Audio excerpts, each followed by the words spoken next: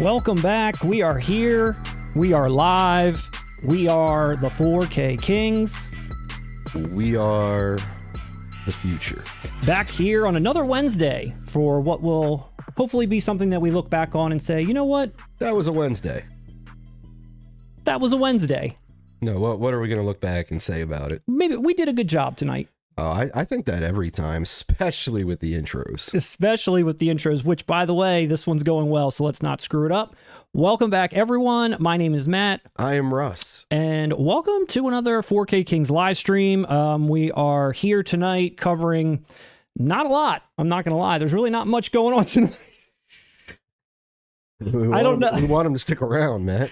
I don't know what big news is out there that everyone's thrilled about. We're going to cover the highlights, and we'll go from there and see. But thank you for joining us. Thank you. Say hello to everybody out there in the chat. Lindsay, the producer, hello to you as well. Hello.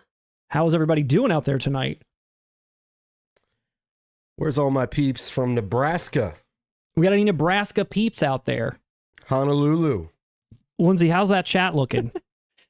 The chat is firing off. Firing off already? Yes. Sounds like our chat. Love it. I think I have an idea for our first poll.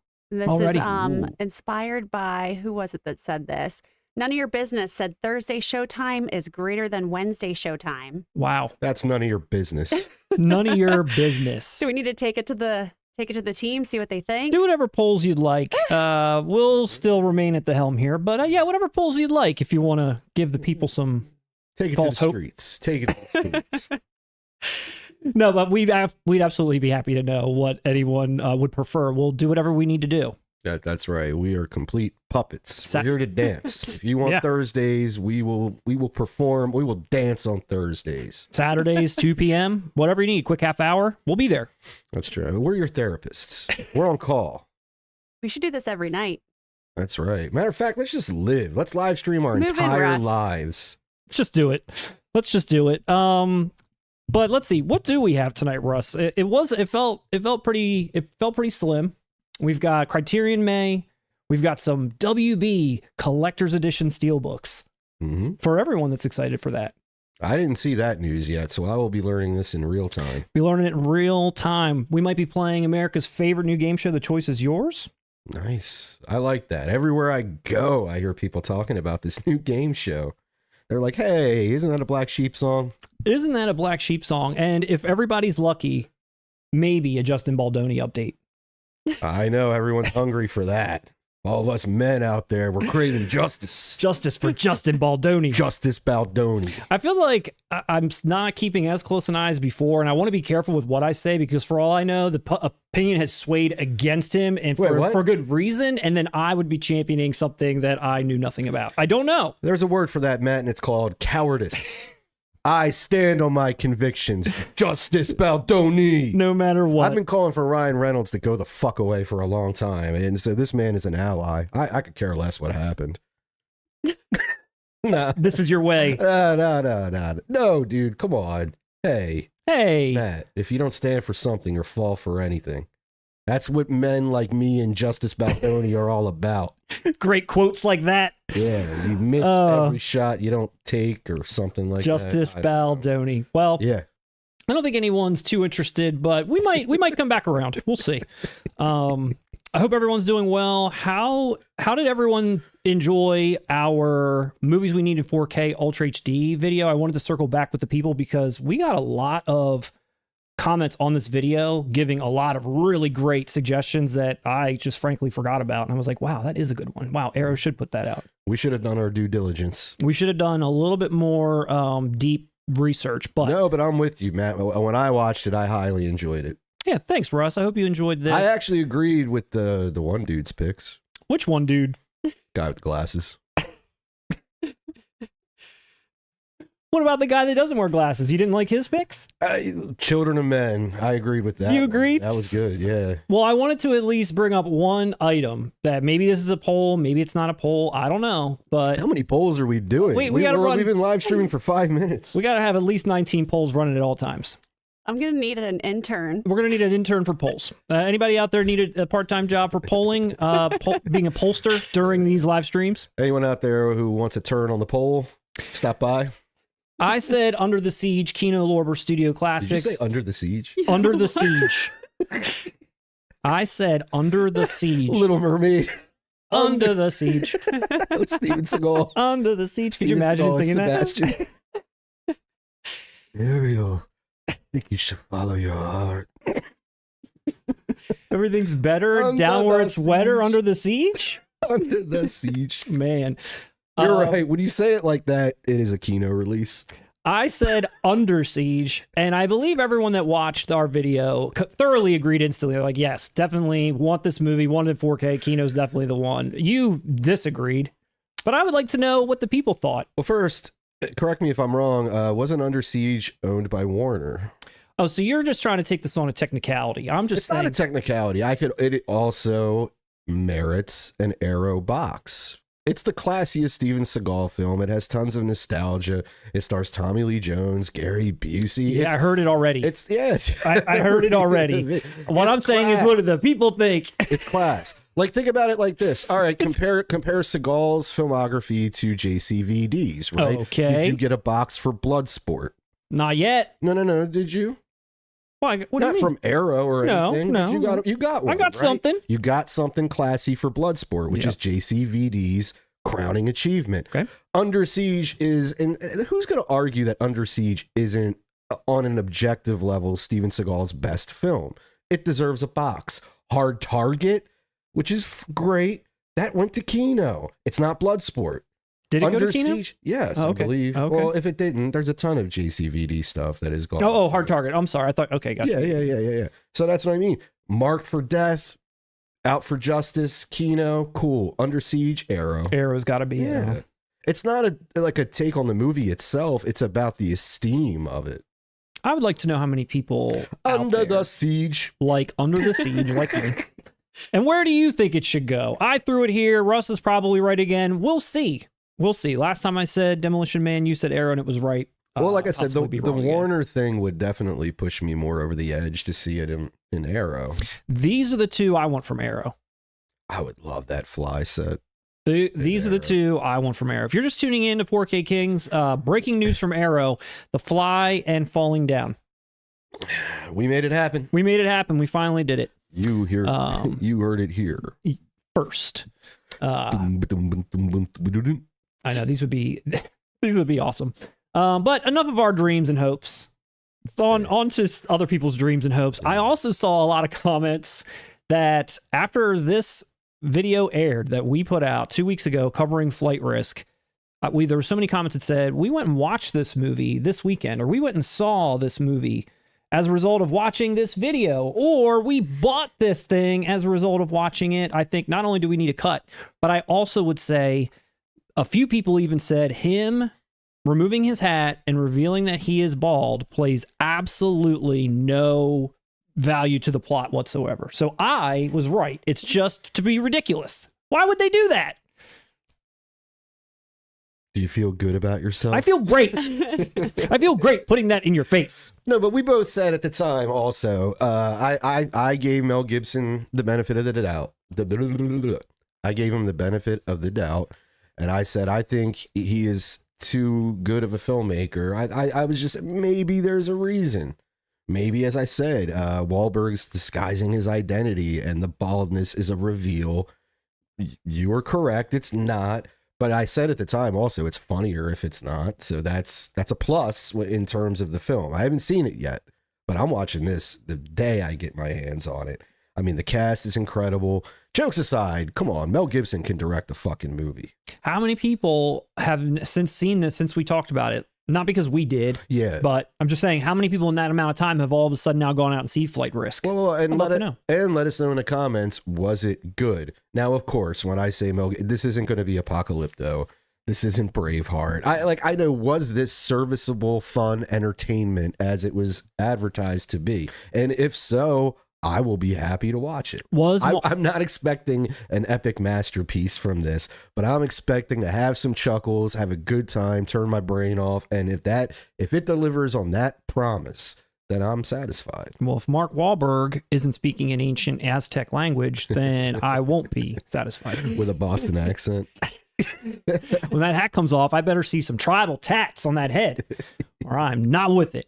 Some ancient Mayan tats. I love this look on his face. I'm sorry, I had to bring this back up again. It's the Apocalypto cinematic universe. It is. It is. Did you pick up anything over the since we got together last? Did you pick up anything? Did you buy anything? Did you get anything in the mail? I received one pre-order. Did you? This is the lightest pickup I've ever had. I have a very light pickup as well. Do you want to go first? I'll go first. Sure, Russ. I'll go first. Okay. I think I talked about these last time. First of all, I got my Kino Uncle Buck. There it is. Kino Uncle Buck, which pretty soon I'll be holding a Kino Under the Siege. But for now, it's Kino Uncle Buck. Kino Uncle Buck, looking good. Uncle the Buck. Uncle the Buck, haven't opened the buck yet, but here it is. Thank you, Kino, for that. The buck stops here. And then thank you again from Diabolic, who also sent me these two, impeccably packaged, Death Becomes Her and The Faculty, Russ. Nice, nice. So you bit the bullet. You decided to go with Death Becomes Her. I thought you were on the fence with that one. I was not. I was ready for it, and I didn't want to miss out on the slip either, so I went in while Diabolic still had them. Excellent choices, Matt. Yeah. Excellent choices. The only order that I received since we last got together was the Arrow 4K special edition of Life Force, Tobe Hooper's masterful soft pornography film from the 80s. What can I say about this movie, Matt? The naked chick. That's about it. It's a fun movie. It is. It's fun. We've all seen it here. Lindsay, the producer's seen it. You have seen it. I have seen it. It's goofy. It's a canon film, but damn, is it fun. And it has both cuts in 4K, dude. Yeah, that's pretty awesome. Yeah. That's pretty awesome. Great pickup, Russ. Scream Factory. It's a Scream Factory week. Well, that was Arrow. Oh, that's right. I forgot they put Scream Factory put it out. You didn't get that one, though? You didn't double pick up Life Force? No, I actually wasn't even aware of Life Force came with. Did we cover that? We did. No shit. Yep, we did. Well, like 5 years ago. I had my eye on the Arrow one. Okay, so very nice. I'd probably, banish that one to the Shadow Realm. The Shadow Realm, yes. Well, if anyone out there wants to say hello to us, this is our contact information. There's our email. Send us a line. Send us a picture of your collection. Say hello. Send us some mail. Do whatever you'd like. This is how you reach out to us, this way. Yeah. Send us some Polaroids. Send us some drugs. Please don't send us any Polaroids or any drugs. But send us something else, but not that. Coming up soon, we will have our Kill Bill review. We will. Coming in hot pretty shortly. I enjoyed doing this one with you, Matt. There were some things I never knew that you thought, and there were things that I didn't know we agreed on. Oh, okay. Because, like I said, you had held off on watching this. For those who haven't, here's how I'll tease it. Matt had only seen Kill Bill Volumes 1 and 2 one time in the theaters, and this was his first time watching since. That's correct. And I thought it was a very unique perspective. Thank you. It was very interesting on the rewatch. It was a different experience to some degree than when I saw it so many years ago. I felt like your thoughts went up. They did. Yeah. I got that impression. They did. So hopefully everyone's just on the edge of their seat waiting for this. I think they must be. Everybody out there is probably just on the edge of their seat. Well, it just came out yesterday. I mean, there's no reviews out there for it yet. There's nothing. No. There's nothing. Same thing with Kill Bill 2, which we should have coming right after that. Another thing that I'm sure people have been waiting for what seems to be 3 months at this point to hear from us about this. But they're really going to be stunned when we're the first to put out our review of Kill Bill Volume 3 in 2 weeks. Look out for that, everyone. Even Tarantino's surprised about that. Even Tarantino. We'll also have, I think, our State of Physical Media review, State of Physical Media assessment for 2025. I'm reading a lot of interesting articles. Yeah, I believe it's in Texas. Some things. Yeah. Some things out there. I heard that the Blu-ray. I heard a lot of hyperbole on one channel in particular. Yeah. About the Blu-ray format, going to hell. Going to hell. Then I realized it was just blank Blu-rays. It was just blanks. Seriously, I was like, what? They're ceasing production on Blu-rays? Oh, it's just blank Blu-rays? That's literally what the headline was, and I, naturally, the gullible person I am, I was like, oh my God, how am I going to buy the next Anne Hathaway movie? So I clicked on it, And it ended up being, just blank. Just blank. Blu-rays are going to go out of production. Yeah, well, I immediately unsubscribed. Well, we will cover bogus stories. I furiously unsubscribed. Furiously click that button. Well, we'll summarize it all. We'll cover the bogus stories, the real stories. We'll give everybody the information they need to know. There's a lot of misinformation out there about this physical media game, and Matt and I are here to cut through the bullshit. We're going to call a ball and a strike a strike. And if there's anything else you would like to see from us, please let us know. Russ, I think before we dive into the news, let's say hello to everybody. Where is the chat here? Let's bring her up. I would love that. Let's bring her up. I think it's like on a delay. I don't even know. Is this even accurate? Oh, here we go. Okay, it's getting caught up real time. Oh. Here we go. Hey, yo, here's everybody. Yeah. Oliver Savard, Oscar Burroughs Wrangle, The Jedediah, New Metal Ricky, Mozart's Ghost, Stevie Dan 1969, Anthony, Mike. Hello, Mike. Are you laughing at the Marissa Tomei? Oh, wait, what? There was a Marissa Tomei reference? Oscar, he asked if a life-size Marissa Tomei cutout will fit in the P.O. box. We paid for a small box. No, sadly, she won't fit. Anything can fit. No, this is a real male. You can get anything here. Yeah. It can't fit in a box. It could be anything you want. Actually, dude, if you can stuff Marissa Tomei into a box, you can ship her to Peddler's Row. Make it happen. Well, don't do that, dude. That would be extremely illegal and cruel. I'm from West Virginia, and I'm ready for some fun. And now this. Shout out from Nebraska, Dwayne The Rock Hudson. Yes. What's up, Kings and Lindsay from Alex Das. Dark Knight Trilogy Steelbook set from None of Your Business. A lot of talk about that. I think we're gonna give some thoughts on that, I believe, tonight. Zach R is listening from the gym.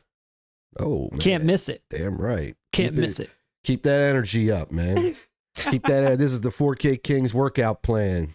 Will we see the Kill Bill review, or do we have to wait until next year? Says High Five 5.2. I hope you said that after. Or I mean, before that, we said that we were going to have those reviews coming up in the coming days. Both of them in the coming days. I'm sure. Coming soon. Very soon. I take that comment on good faith. Do you? Okay. Condo 007, yo 4K Kings. What is up, Condo? So many good people in the chat tonight. Queen AI track. What does that mean?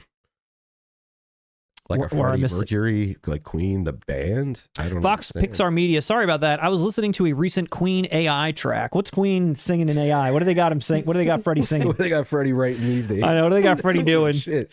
Oh, my God. And I also say, I forget who mentioned this last time, but if you're out there, I fixed my trilogy back there.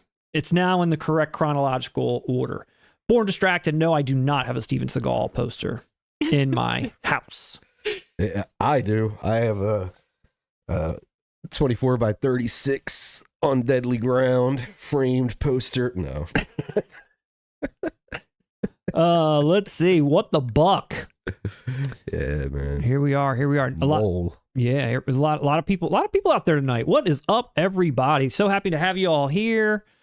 We got a lot. Oscar Burroughs Wrangle. What inspired the new 4K King YouTube logo? We were kind of kicking around some ideas for rebranding for a little while, just to kind of focus more on the 4K Kings name and not as much on the Blue News name that we had been since like forever. 4K Kings, Blue News and Reviews, just to kind of make it a little bit more succinct, and also to try to clean up the thumbnails a little bit. And I actually think it looks pretty good. Shout out to Lindsay, the producer, for putting that together for us. Mm-hmm. She's the bomb. She if you does don't so like much. It, I didn't do it. She does so much around here. Let me just tell you. So much. Please stop. I think Matt's in trouble. What is it? Lindsay, the producer, thank you so much for everything. She's great, guys. Great. Seriously, I love my wife. Matt dropped the ball on Valentine's Day. Can you tell? Just kidding. Kelton Welch, hello from Ireland. How are you guys doing? We're doing well. Did you make her watch Bad Lieutenant on Valentine's Day? No, we did not. No.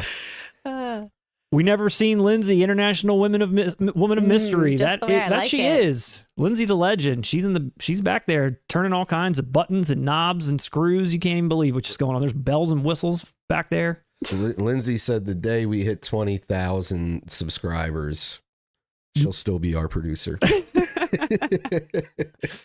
One day.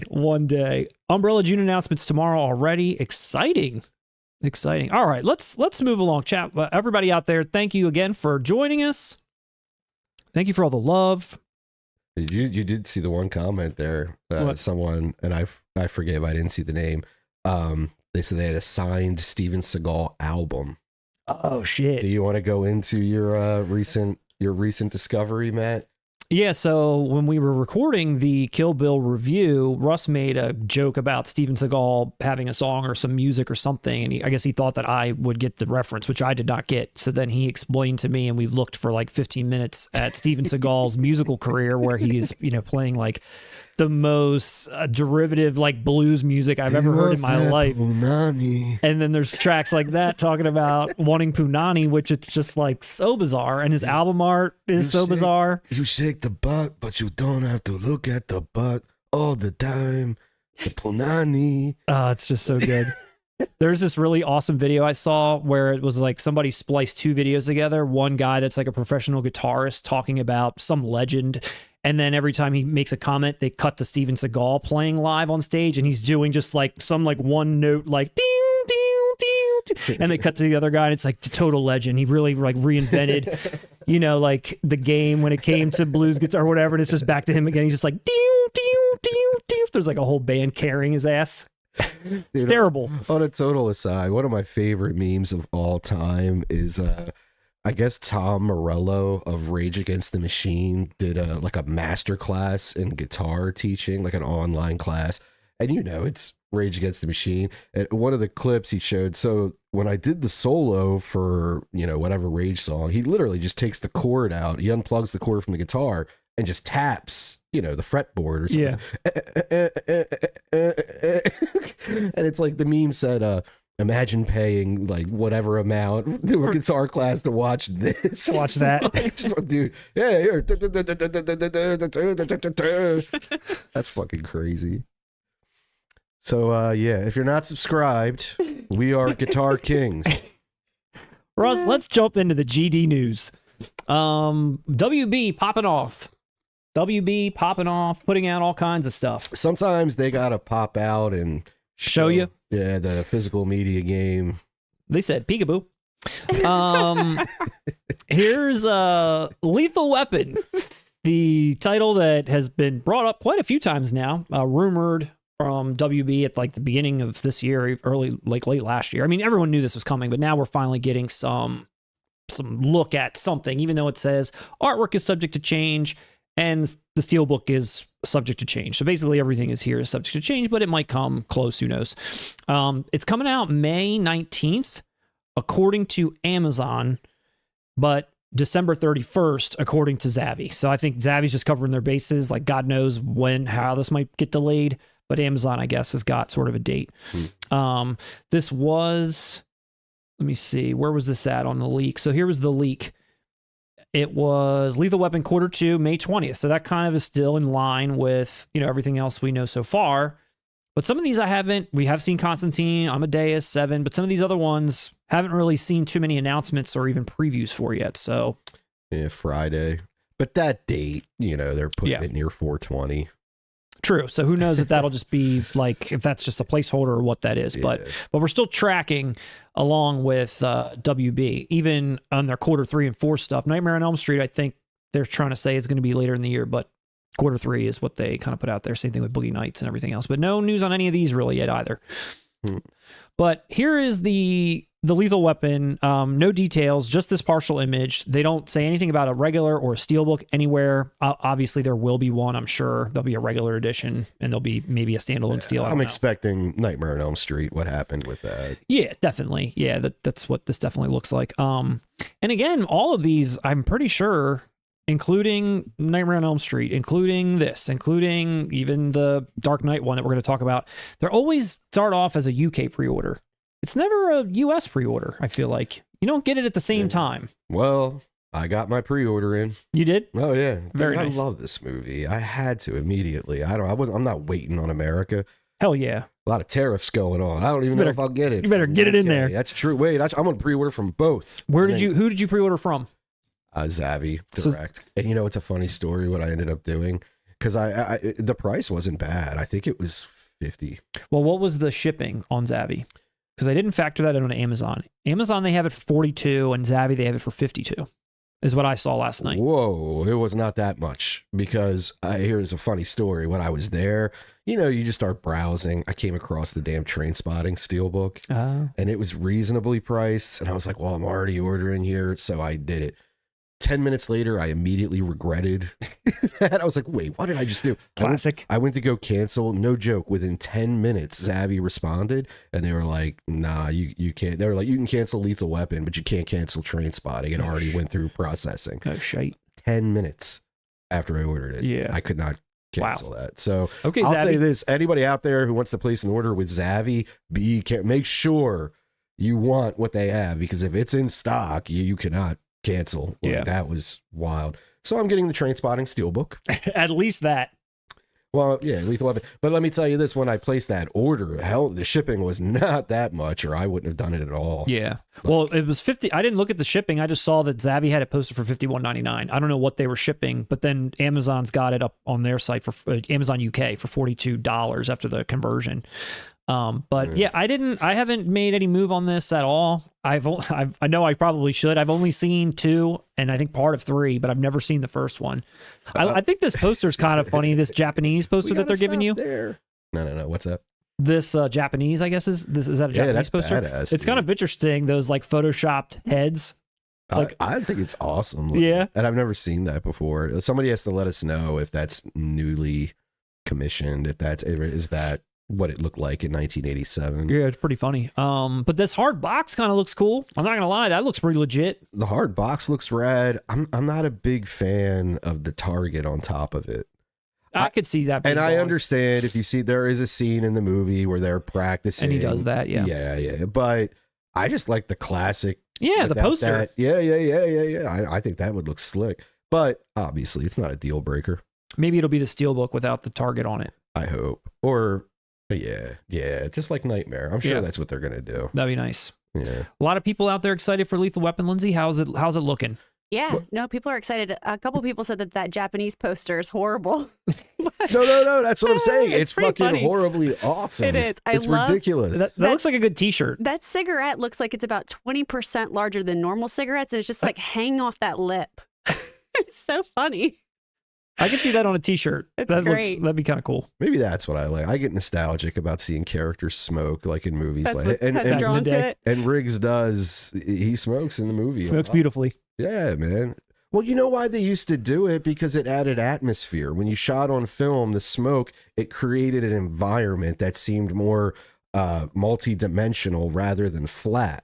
That's why you would always see smoking in movies a lot back in the day. Not to mention, it's character development. Most times you see a guy smoking, they're a bad guy, or they're a rebel or anti-establishment. You know what I mean? Yeah. And you never see it anymore because nobody smokes. I know it's bad. I'm not sitting here. This isn't a pro-smoking advertisement, but I'm just saying. You convinced me. I like it. Well, in this I go light up. In this movie Mel's in particular, convincing us all.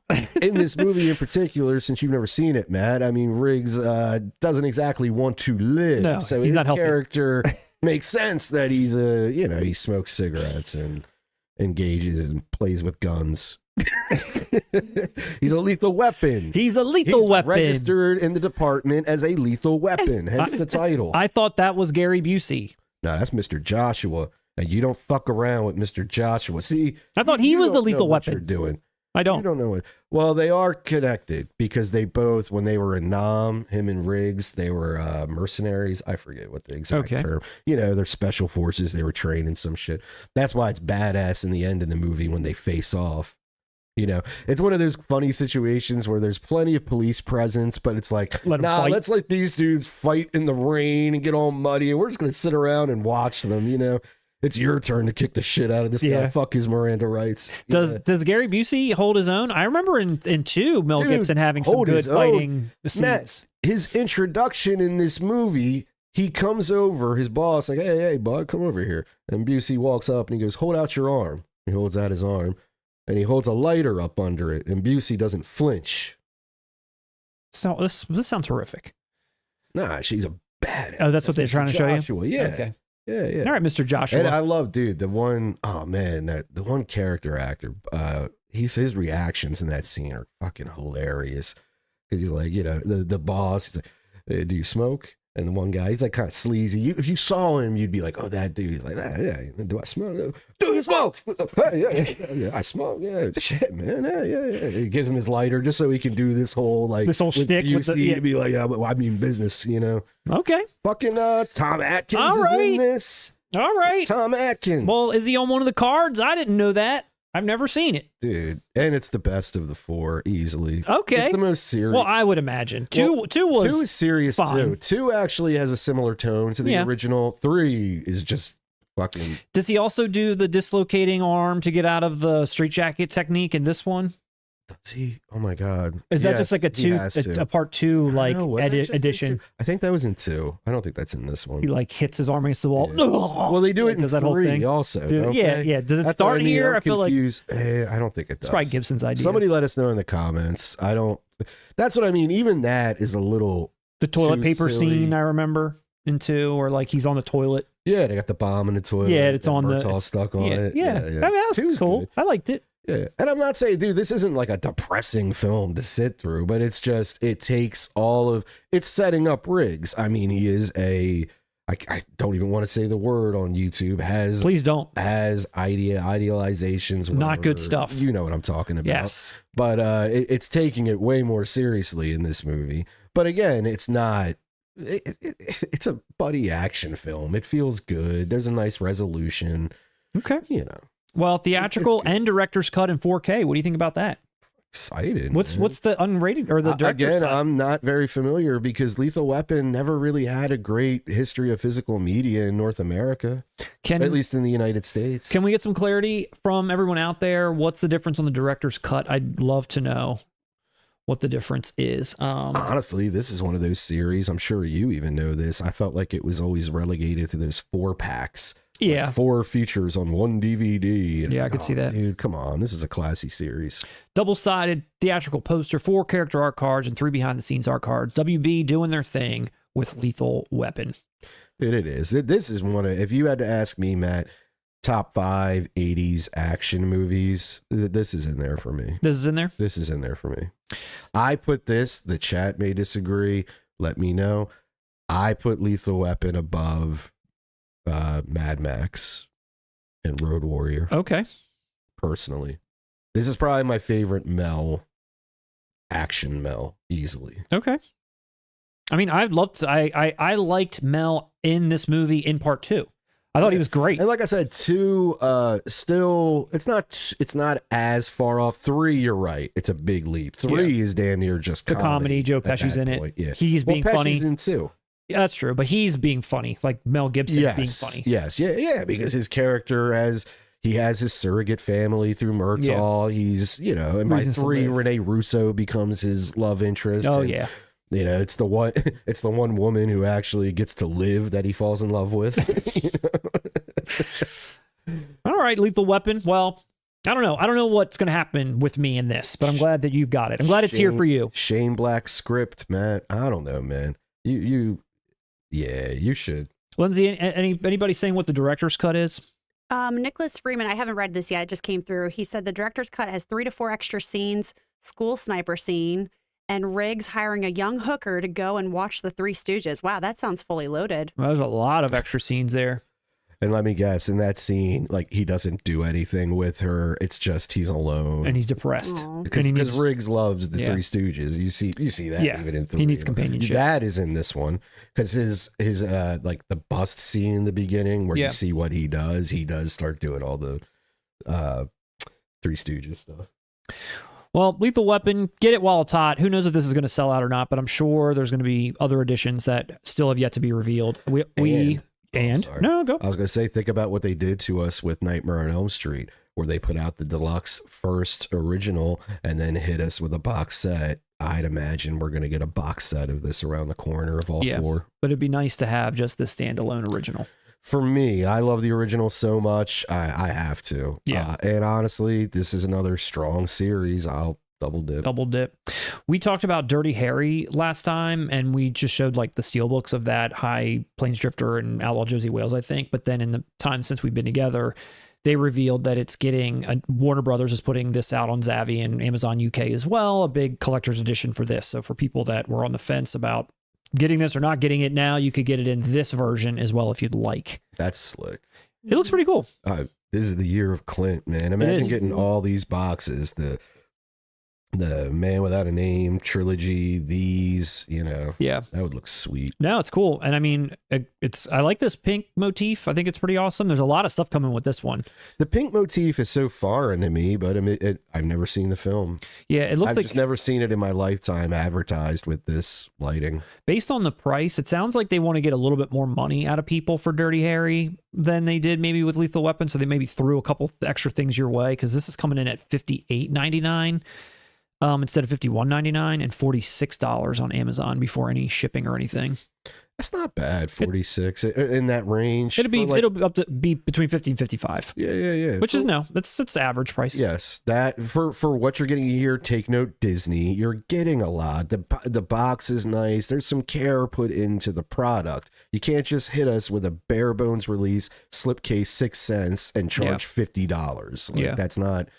It's not going to work. A police file recreation, like your ransom note. Wasn't this loosely based on like Zodiac, the Zodiac killer? Yeah, it is. Because isn't that why it's in the movie Zodiac, that the dude was going to watch the film that was loosely based on the case that he was, and he like solves the case at the end of the movie, and he gives my boy a hard time about it. Clint Eastwood shows up. What I thought was funny is Zaavi, when they posted this on Instagram, they put a comment next to it.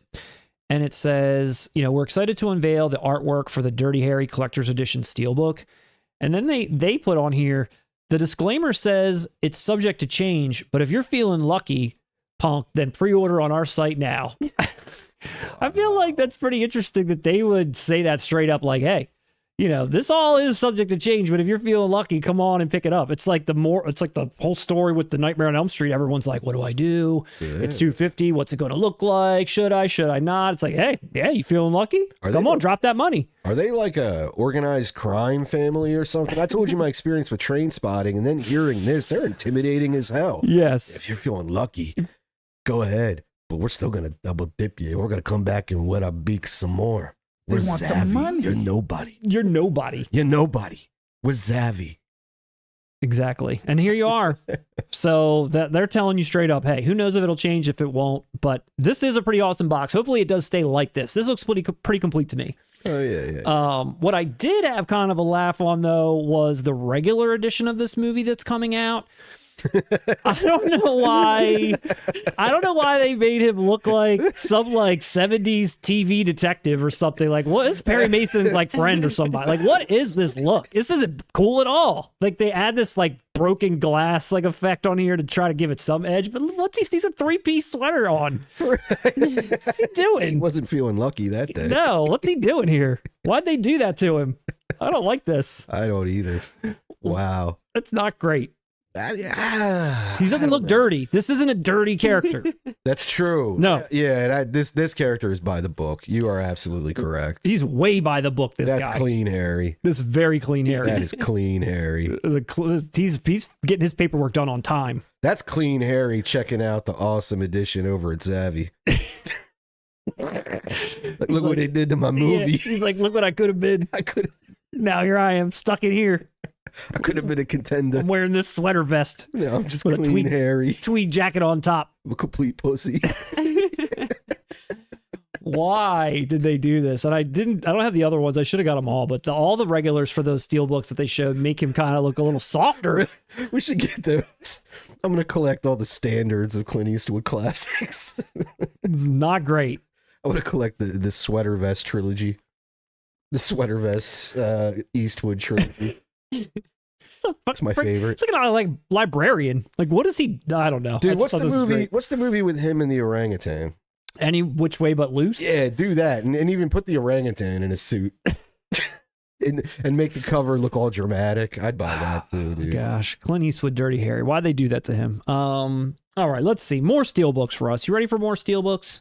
I'm pumped. All right, so I don't know if you saw this one or not. I don't know if you did, but Zaavi, Warner Brothers, they're putting Steelbooks out for 4K Steelbooks that we already have. These are just new editions.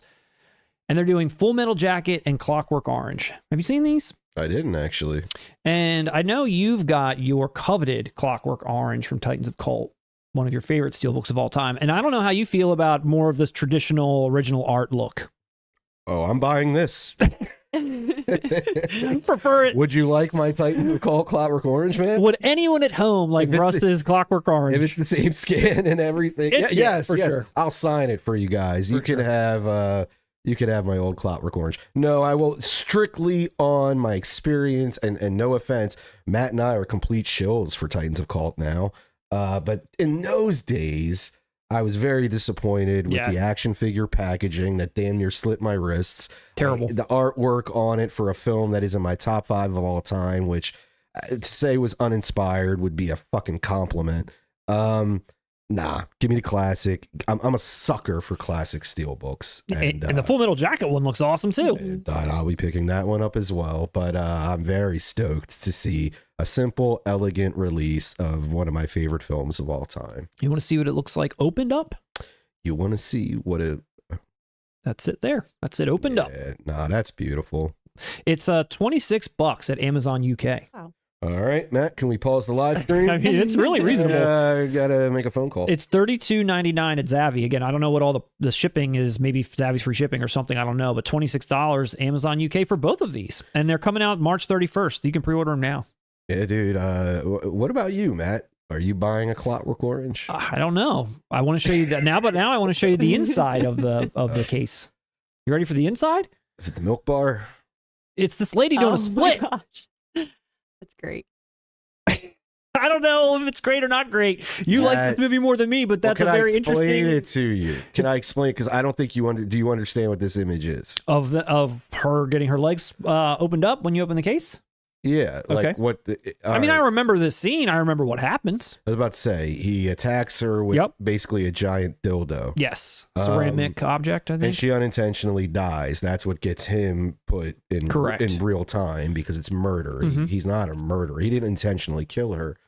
That is odd. That is odd. All right, Clockwork Orange, wow, has a ton of merch, stickers, t-shirts. I mean, Jesus Christ, my entire life you see it. It's one of the biggest cult films, I'd say, of all time. Yeah. I've never once seen the focus be on this victim.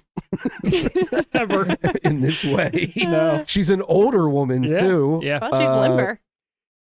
Yeah, this is odd, dude. I mean, let me say it now. I'm calling it. Okay. It's gonna win the Clio. Do you think this is a Clio award-winning It's gonna win steal? the Clio. Okay. I mean, put your bets in. Lionsgate, pay attention. Yes. Jarring, odd. Thumbs up. Thumbs up. I guess I approve. I wouldn't have guessed that in a million years. Someone's like, let's put these legs here so when it opens, it's very I don't know. That's very interesting. Well, like I said, it's odd because it is literally the only person in this film who dies. This is the victim. This is the only person in the movie who is attacked with a giant dildo and dies. And is in the movie for a total of, let's say, 3 minutes. They like the cachet of this leg opening effect. That's what they like. It's a nice shot. It's classy. It's lined up perfectly classy, on the groin. Classy for you, Matt. I find it a little odd. As I can't wrap my head around every other Sunday at my house. Well, no, you can do so many things. Like I said, before you showed me, I was like, I was imagining it being like them sitting walking at the milk or something. Oh my God. Yeah. Yes. Simulators walking. Yeah, just them in the silhouette of the tunnel approaching the bum, them walking on the side of the water before Alex attacks them. Every scene in this movie has iconic imagery. This happens to be one that kind of doesn't. Yeah, it's a strange choice, but I ultimately applaud it. You know, I'm a fan of off the wall choices. I'm calling it now. Clio. The outside looks cool. The outside looks cool. This is what Full Metal Jacket looks like. Yeah, it's slick. Yeah, I think it looks pretty cool. I think it looks great. Some solid WB Steelbooks coming in hot in the UK. No, nothing for the US like this. For What's us. the inside of this? I don't my man have with the it. gun up in the No, I didn't up grab that. under his chin. I didn't grab that. I just wanted to really focus on this for you and to get your thoughts. You know, it'd be great if you open up the Full Metal Jacket. It's like Arlie Ermy pointing at you, you know, and the other side is just a list of every fucking insult he said. That's genius. We got to start creating these ourselves. Have you guys seen a lot of Steelbooks that are like this matte white that they appear to be? I recently just purchased Willy Wonka, which is yeah. Warner right. Brothers as well. It's nice. Yeah, and like that that. is the similar original artwork, all white. I like it. Your Natural Born Killers. Isn't that kind of all solid white too with the TV? Yeah. Shout Select did that one. Yeah. I was just thinking more of these like Warner Direct. Oh, gotcha. Releases. Yeah. But yeah, you're right. The Natural Born Killers one is like that as well. I haven't seen any at least lately Warner doing anything like it, but I think they look really clean. Yeah, they I look like nice. it. Yeah. Especially with Clockwork Orange, because Clockwork Orange always had that white background, so it looks nice. Yeah. Being uniform, you know, all the way around. No, yeah, it looks cool. And also sort of under everybody's nose, we kind of dabbled in this a little bit. There's still really no information to go off of, but I know some people are really excited for this to come out. Is there's another pre-order up at Zaavi for the Dark Knight trilogy in 4K and a Steelbook set similar to the one that's been announced for Nightmare on Elm Street. So I guess this is its 20th anniversary. I'm interested again to see how some of this art plays out. I showed this. I didn't have it on me, and I showed this last time. In case anyone hasn't seen one of these before, WB has done this with this Batman 4K collection that I've got here. Put it up in the old box cam. You're a little high, babe. Drop that oh, down there we there. go. Yep, there you go. She called me Sorry, I babe. didn't mean to do that. On Very unprofessional. Very unprofessional. Russ, what's HR's phone number? Yeah. We got to talk to Thomas, the HR. I feel slightly harassed. So anyway, now that's got me all flustered. about that. We've got this is a 4 Thomas, the HR representative. Thomas the HR. It's a Steelbook case just like this that we showed before. I don't know if anybody had seen one or cared to see what one looks like instead of that image, but it's not a tin that can take a licking. I'll tell you that. If Russ, you can Is it hefty? You can see It your looks- fingerprints all over it. No, from you can here. also see the several dents that it has incurred over its lifetime. It will keep. I was expecting it to be heavier. Basically, that corner's it's busted. basically it's the case that you're buying to get dented so that your Steelbooks don't get dented. So, but you're going to end up having probably something that gets dented, which makes me a little worried about the Nightmare on Elm Street one and this one and anything that comes in something like this for that matter. It means you have to order direct. If you're going to rely on Amazon, they're going to shove that in an envelope and it's going to go many moons. Yeah, I don't know if I bought this around like Ace Ventura. I don't know if I bought this in person at Best Buy back in the day or what I did, but I think most of them had dings in them. This one already had that scratch in it. It's just I don't want to talk about it anymore. But it's this is what we have to look forward to in this this Batman Dark Knight trilogy. I have got this little ditty, which is the Christopher Nolan collection, which has got all 3 of these. I don't think I'm in any hurry to upgrade to a Steelbook collection of these. I think this is going to do me just fine. I believe Oppenheimer is the only Nolan title I own on 4K. Yeah, we have that one as well, don't we? I think so. Yeah. So I'm interested. I checked this out and the price. Yeah, it's got $130 on Zaavi, 105 on Amazon. Oh, really? It was 105 on Amazon. That's when I was looking at it. I was like, you know what? Maybe 100 or lower I could justify because it's 3 movies. It is. Maybe not. Nah. I'm not in love. Nah, look at you. You're like, Nah, don't do it. I don't know. Yeah. Yeah, you're right. You're right, Matt. What am I, a 4K king? That's a lot. No. Yeah, that's a lot. Not mine. Too much. That's right. It's got to drop to about 25. At least. So I don't know. I know there's a lot of people that are excited about this. If you haven't picked these up before, you're just a Steelbook collector. It is pretty cool to see them do something for the 20th anniversary. Again, I'm excited to see how they're putting this together. Zaavi's already done some of these collections before, like standalone ones, like they did the Dark Knight, they did Dark Knight Rises and so forth. So I wonder if they're going to do new artwork or it's just going to go in old artwork's going to go into this steel case. I do. I want to own Dark Knight and Dark Knight Rises. I'm not a huge fan of Batman Begins. Okay. You? I'm the opposite. I like Dark Knight and Batman Begins. I'm not a big fan of Dark Knight Rises. Well, you know, I love Anne Hathaway. Oh, well, yeah, come on. Part of it. But I always gave that film, I gave that film the benefit of the doubt. I Okay. mean, when Heath Ledger passed, I feel like it totally altered whatever direction and ideas they had. And I felt like they had to make it work, you know? Yeah. And I also say the main criticism that Dark Knight Rises seems to receive is that it has a million plot holes, which is true. But in my opinion, so does The Dark Knight. And I never hear anyone complain about it because Heath Ledger's so great, we all overlook it. Mm-hmm. You know, We love it. yeah, We just slurp it up.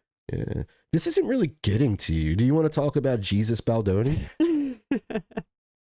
Trying to get your goat. You're not going to get my goat on the Dark Knight We'll get trilogy. your goat. You're not going to get my goat on the Dark Knight trilogy. I know there's a lot of things you can nitpick about the Dark Knight, but you're right. It's just such an epic, great movie overall that it is much easier to overlook nitpicks, whereas the Dark Knight Rises is not as equally good as a story, and the nitpicks become a lot bigger and blaring to me. That's how I guess look at it. Name a better cinematic villain than Bane. Oh my God, Bane is the worst. I'm sorry. That was completely unnecessary. What'd you say? I rest my case. Anyway, Dark Knight Trilogy, Steelbook set, $105 on Amazon or $130. And the last Steelbook of the night is Just One of the Guys. Just announced, hot and fresh. I wish in my dreams we would be here talking about Just One of the Guys from Sony, not WB. But I wanted to at least pretend for one moment that this was a real reality because I know we probably will never be here. And you got to think positive, man. You're going to get it. Am I gonna We're get going to get this and House Party. One thing, no, I take it back. You're not going to get it until every time you bring this up, you move that graphic over a little bit and you put the Criterion House Party up there. We got to double it up. Dude, come on. We got to unite on this one. We're going to fight. We're going to make both of them a reality. I agree. One day, Russ, we'll get Just One of the Guys in House Party. But since we were talking about Steelbooks, I wanted to shoehorn a Steelbook in. For me, what year did Just One of the Guys come out? Was it 85? I can't. If it was 85 anniversary, House Party was 90, so this could be an anniversary. It's coming up soon. I think Just One of the Guys, it was either 85 or 86. How's everybody doing out there? Lindsay, the producer. Let's bring up the chat now that we've covered a good plethora of Steelbooks. Let's see how everyone else is doing here. Hey ho, what's going on with everybody out there? Oh, let me just scroll down to the Lindsay the legend. Lindsay Yeah. the Listen, That's legend. me. Listen, guys, remember it's the. She gets very annoyed if you pronounce it incorrectly. It is not the, it's the. Let's see. Memento needs a 4K from Roger Gomez. You are absolutely right. It What? needs a 4K. Oh, I'm sorry, I missed that, Matt. You were scrolling far. What does? I'm sorry, Memento. Memento. Yes, I would pick that up, definitely. Yeah, we definitely need that. Let's see. Mad Max Trilogy box set was £100 when it came out in the UK, dropped to 60 within a year. Hopefully these do have that opportunity. I just feel like some of these are going to sell out. Didn't Nightmare on Elm Street, didn't they put up like you better pre-order this before February 1st or else? There was some like thing I saw. Or else for me. Yeah. And look, I got the damn guy tattooed on my arm a couple times, and I don't know. I can't do it. Yeah, I don't know. Let's see. Big fan of Dark Knight Rises, says Olivier Savard. How many editions does anyone need of Batman? My Bane comment was sarcasm. I completely agree, Shaw. He was annoying. He's annoying. I'd buy both House Party and Just One of the Guys 100%. Kirk Redgate. yeah. There we go. Kirk Redgate knows what's up. Yes to House Party. Just One of the Guys, yes. 1985 from None of Your Business. Just One of the Guys from CLOCKWORK. Very awesome. Very awesome. Charlie 85. It's in my top 10 as well. Maybe even in my top 5. Grew up with Kid and Play. Fuck yeah, dude. The music, House Party 2, Class Act. I never watched the animated series. Weekend at Bernie's 4K in a Steelbook. Day one. Dude, Weekend at Bernie's is hysterical. I feel like there's been this effort in over the years to kind of push Weekend at Bernie's into this so bad it's good category, or into this like, oh, it's cult. Well, I'll accept cult. Will you accept But cult? I'll accept cult. Okay. But this so bad it's good? No, it's just good. That's a funny ass concept. You got to run with it. It is ridiculous. Of course, a corpse would smell. Yes. Like, I mean, this shit wouldn't, but it's utterly ridiculous. And they run with it and they commit to it. And it's great physicality from Friday the 13th. Terry Kaiser is Bernie. Come on. It's Adrian McCarthy. Dude, it's great. a gem. No, dude, that's a great. I know. It's a great movie. Two, we can leave that shit on VHS. Yeah, I don't want But that one on 4K, yes, I agree. It's hilarious. I just got this joke from Coolbug. The 8K 10-second long version. That's what they want. I don't get the joke either. They don't want it. They want the 10-second long version, and they don't want it. And they don't want it in 4K. They want it in 8K. Cool Bug's a dirty Is it bug. her revealing? That's what I'm gathering. Okay. That's what I'm gathering. The prom scene at the end where she lets everyone knows that she is a female. Shaw 84, Point Break or original Can I Lethal address? Weapon. Hold on. Damn, Wesley Hubbard. Can I address this? Wesley Hubbard. Okay, because you and I on the last live stream look like complete buffoons talking about Clint Eastwood, right? Yes. When I watched it later, somebody asked about Thunderbolt and Lightfoot. Okay. I'm a big fan of this film. I've told Matt he should watch it. It's Michael Cimino, like Deer Hunter, fucking legend. Okay. It's Clint Eastwood and Jeff Bridges, dude. Mm-hmm. And I always thought you would like this movie a lot too, Matt. I think Michael Mann might have even had something to do with it, or I could be off on that. Okay. But dude, I always thought you would like that movie a lot with both of them. It is great. All right. And that doesn't have a good release. No, I it guess. does. Kino put it out in 4K. Oh, they did. Okay. Yeah. Gotcha. I almost bought it. It's something I'm gonna wait for a sale or something. I don't know what put me off on it. I have a Twilight Time release of it on Blu-ray. Rest in peace to Twilight Time. Yeah. Point Breaker, the original Lethal Weapon. We're gonna play hard. You hold on to that one. That's a good one. You should have given to me. I'm gonna write that down. We've got a. Oh man! Now, yeah. I'm gonna write it down for our segment later. The choice is yours, where I put Russ in the hot seat. And I have Matt. I will do. Well, here's the thing. I have a whole gang of actor choices yours options for Matt, and then I have about let's say 10 film ones. So Matt, the focus will be he's going to have to choose actors. One you got to shun forever. You got to get rid of their filmography. Okay. The other one you have to keep. All right, we'll get there. We'll get there. But before we get there, the thing that the audience is dying for, it's another Justin Baldoni update. Oh, I'm sorry, man. I fell in love when I saw this guy on the right. What did you say? The people want more Blake Lively, Ryan Reynolds, and Justin Baldoni.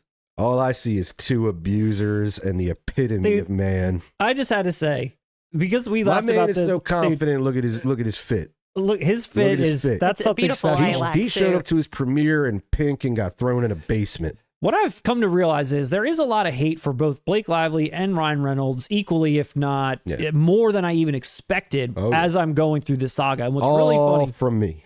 What's really funny is we laughed about this last time, and obviously I had no intention of bringing this up again. But when we joked about it, I typed in, I was like, oh, let's just have a stupid update or whatever. I typed in Justin Baldoni, Ryan Reynolds, and Blake Lively, and dude, literally today, there's like 9 articles from the last 1 day, 6 hours, 16 hours, 2 hours, 17. It's like no one can stop with this story. This story is like never ending constantly for Exactly, Matt. Be on the right side of history. It's war, Matt. We're here. People love 4K Kings for these kinds of updates. Lead follower, get out of the way, Matt.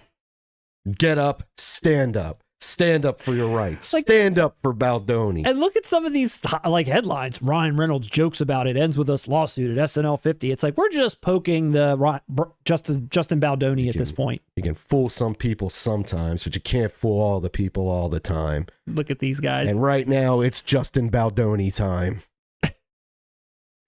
I don't know, dude. Nah, I don't care. Listen, even just picture, and I know this is completely subjective. How can anybody, maybe I'm on some higher plane, I'm on some higher plateau of thought, just seeing this picture, everyone can see this, right? What we're looking at. Yeah, they can see it. How do you not look at this and just see two bullies? Oh my God. Two smug, I'm serious. Imagine you're in high school and these three, okay, just for some reason they're high schoolers. You're in the cafeteria.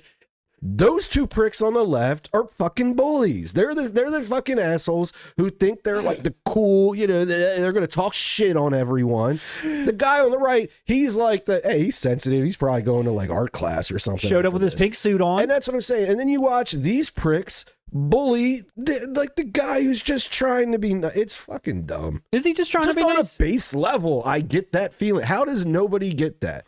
Does the chat get that, Lindsay, the producer? What's the chat get when they see this picture? Just on a base level. Just on a base level. Like, that's what I see. Look at it's just at their faces. Anthony just said, I'm confident Russ would stop them from taking my lunch money.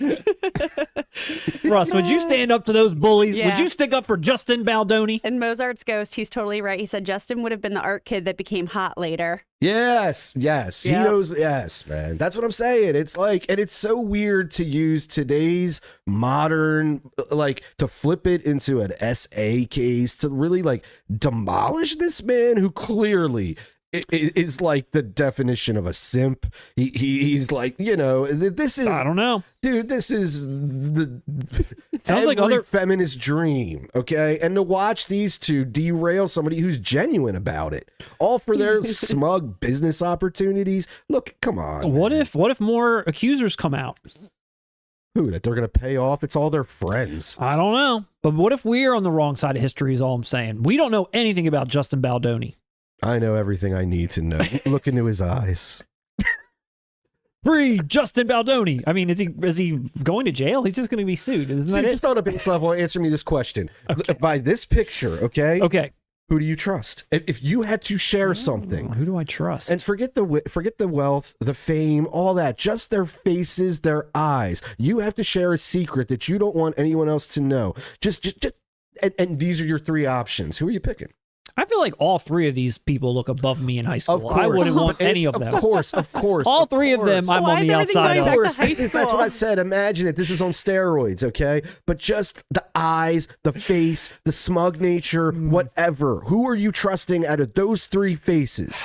She is going to backstab you in a second. I would want to trust her. She's the one I would want to really. He's going to lie right to your face and throw you under the bus so he appears superior later. That dude, as my man pointed out, he's the art kid who's going to develop to be a hot guy later. You're trusting that guy on the right. I don't care. And if you're not, you're a bad person who wants to be accepted into the cool club with those two. Yes. Well, what I would say is I already wouldn't trust Ryan Reynolds in this scenario. I would really want to trust Blake Lively because I want to be accepted.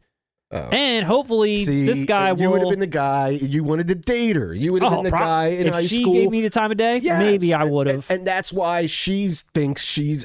That's why she's so clueless in this whole situation. She can't do any correct PR or anything because she's been treated like that her whole life. And Reynolds is the guy who... She's his trophy, and he's scared to lose her because he knows how she really is. She's going to get with whoever co-star she's with. Well, whatever might happen. Including him. That's how they got together while he was married. Including Ben Affleck when Ben Affleck was married and she got with him. Seems like someone here has a pattern while the other guy on the right has receipts.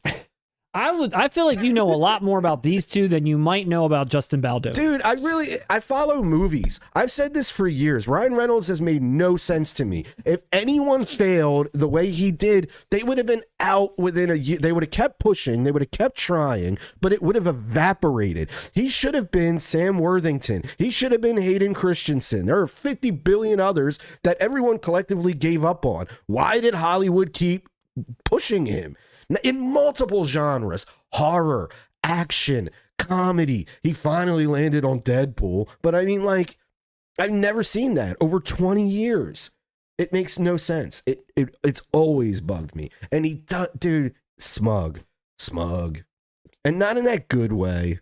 He's smug in that way where he's like above you. Mm-hmm. He's not doing it like in the Chevy Chase could do the smug shit, and there was a relatability. There was like a father figure, or there was a downplaying of it. He would kind of say shit under his breath, and like this guy, he's just mugging the entire time in every fucking movie, and it doesn't help that he stars in all of them now too. So yeah, he got to go. Okay. And Justice Baldoni, everything about this, just on the film side, on what will help movies, Get Out, Ryan, but even on the literal side of what's been known about this fucking case or whatever, my man had the receipts and they look like trash. Like, come on. I think you've rested your case, Russ. I feel like this Now let's probably watch Van Wilder. I was going to say, I don't know that we ever, or anyone for that matter, needs to bring this topic up ever again. I feel like everything that has to be said about it has been said. I do. Scorched earth. Scorched earth. Scorched earth. And I think I am available to testify if they need me at the hearing. I've seen enough Ryan Reynolds movies. I know what he's all about. I think, look, there is one Ryan Reynolds movie I legitimately like, and I'm convinced he's not acting in it, and that's The Voices. I don't know that one, but I like Waiting. I love Waiting. Waiting, I like, and I feel But like he's when so I annoying watched in it. that, like, that's what I thought. I was like, this is who he is. Well, you know what? I'll give Waiting props, because he should have been not. I mean, he played a very smarmy, smug, sarcastic, mugging character. I mean, wow. It's so out of That's what I mean. I was like, this is who I think this guy is. Yeah, exactly. Definitely. Waiting I could watch every year. Yeah, that's Like, definitely got one of such those. good rewatch value. I guess as a former server. Yeah, there's movies like that where if like you've worked in that industry, Mhm. things just are like, yeah, God, fucking. Yeah. That's how I feel when I watch Boogie Nights. I'll be able to watch Waiting once AI can completely replace Reynolds with Baldoni. With Baldoni. Then I know that movie's going to soar. Russ, let's talk about Criterion. Let's talk about something that people actually tuned in to hear about. Yeah, now that everyone's left. Now that everyone's gone and we've, broke all the good faith we had with our audience, Stand up for the victims. let's talk about Aw. Criterion. Let's talk about their May slate, which honestly, they got a big slate in May, but not really a super ton of films that I feel like I will be picking up.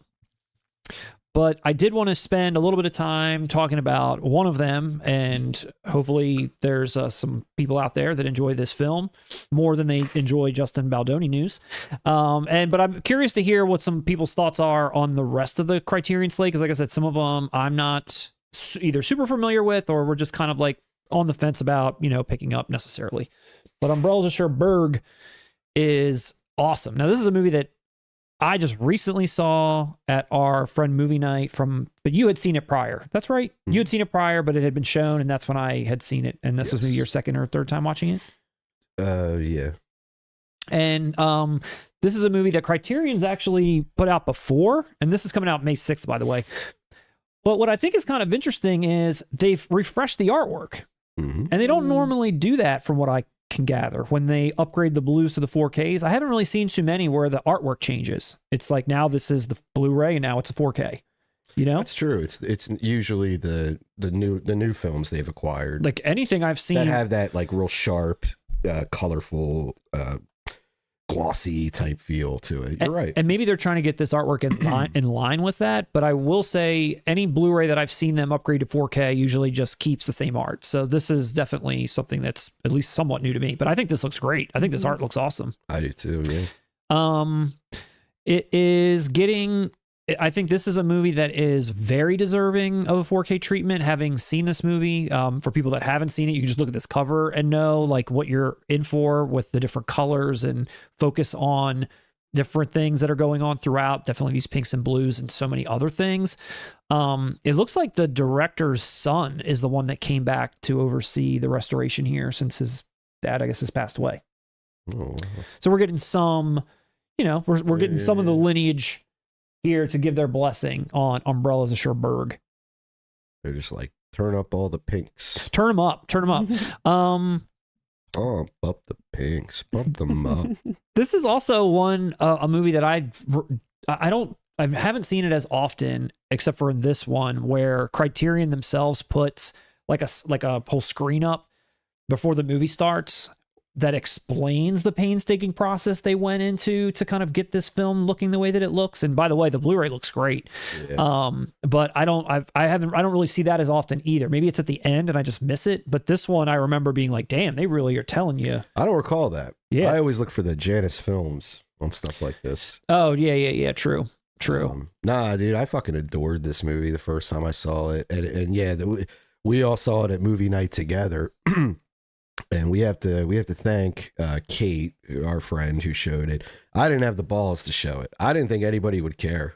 Yeah, it blew me away when I watched it, but I was like, man, this is a French musical where the entire film is sung. Like, this ain't gonna play well. And of course, she showed it, and everyone loved it. And I was like, God damn it, I should have stole whatever. But just having that explained to you, it almost sounds like, how is this going to be good? A French musical where the entire movie is music, like it never stops. It's not like people talk for a few beats and then the music they sing a song. It's like everything is sung, and it's in French. Also, so there's also another level of, kind of. Well, there is like a 15-minute portion in the middle that's exclusively Mandarin. And Criterion is bringing that back for the fans of this film, making sure you're getting your subtitles for the Mandarin portion in the middle. Yeah, just to fuck with the true fans to make sure they're paying attention. This movie also has a lot of really great stuff on it, documentary and so forth. I think do I have let me see. Here's the Janus Films. Here's the restoration trailer, I guess. I mean, this isn't going to give you any idea about what the 4K is going to look like. But this is what Janus Films put out when they were talking about doing this restoration, maybe like a year back. And now it's finally here that, Criterion's putting it out. Great movie. Yeah. It really kind of brought me out of my grimy hole for a while, I feel like. Yeah, you were headspace. You were a miserable prick there for a good 20 years until you watched this movie. And then my heart melted. Yeah. And then my heart melted when I watched this. We need Belle de Jour in 4K too from Criterion. If they put that out, that's another film with her I liked. I believe it's the same director. It's just so charming and whimsical and heartbreaking and all these different things all at once, and it's just done so well. And like I said, I can't imagine what the 4K is going to look like. I'm sure the restoration from up to blue, I remember seeing there's some stuff on Criterion's website showing that, or their YouTube channel, and it's like, wow, they really brought this thing to life, and I can't wait to see what they do with the 4K. I will say this to our viewers: if they've seen La La Land, then they've seen this. Yeah, you mentioned that to me when we watched it, saying like La La Land essentially ripped this off.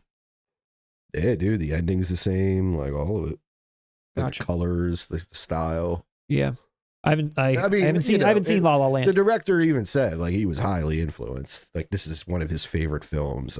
Damien Chazelle.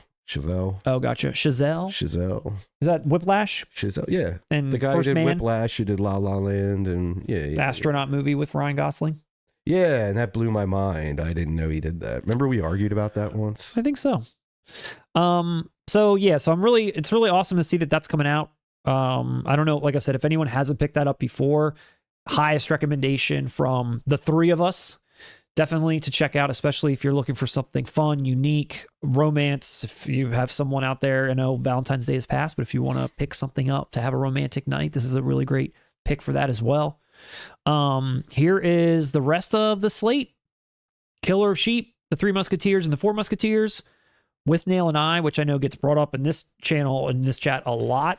I have to watch it. How to Get Ahead in Advertising, The Wind Will Carry Us, and then In the Heat of the Night. So 7 titles. It's a big month for them. It is good. Good slate. 2 Richard E. Grant films. I've never seen How to Get Ahead in Advertising, but I've seen enough about it, stills and trailers and stuff, and I know that guy from other movies, over time, and I always liked him, but I didn't realize he was in With Nail and I also.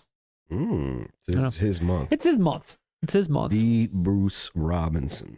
And the With Nail and I's getting the Fear and Loathing art treatment. It looks like it's got to be the same artist. The Hunter S. Thompson artist. It's got to be. Look at that. Even the way the title treatment's written. Dead air as I drink my water. In the Heat of the Night. What about that? No.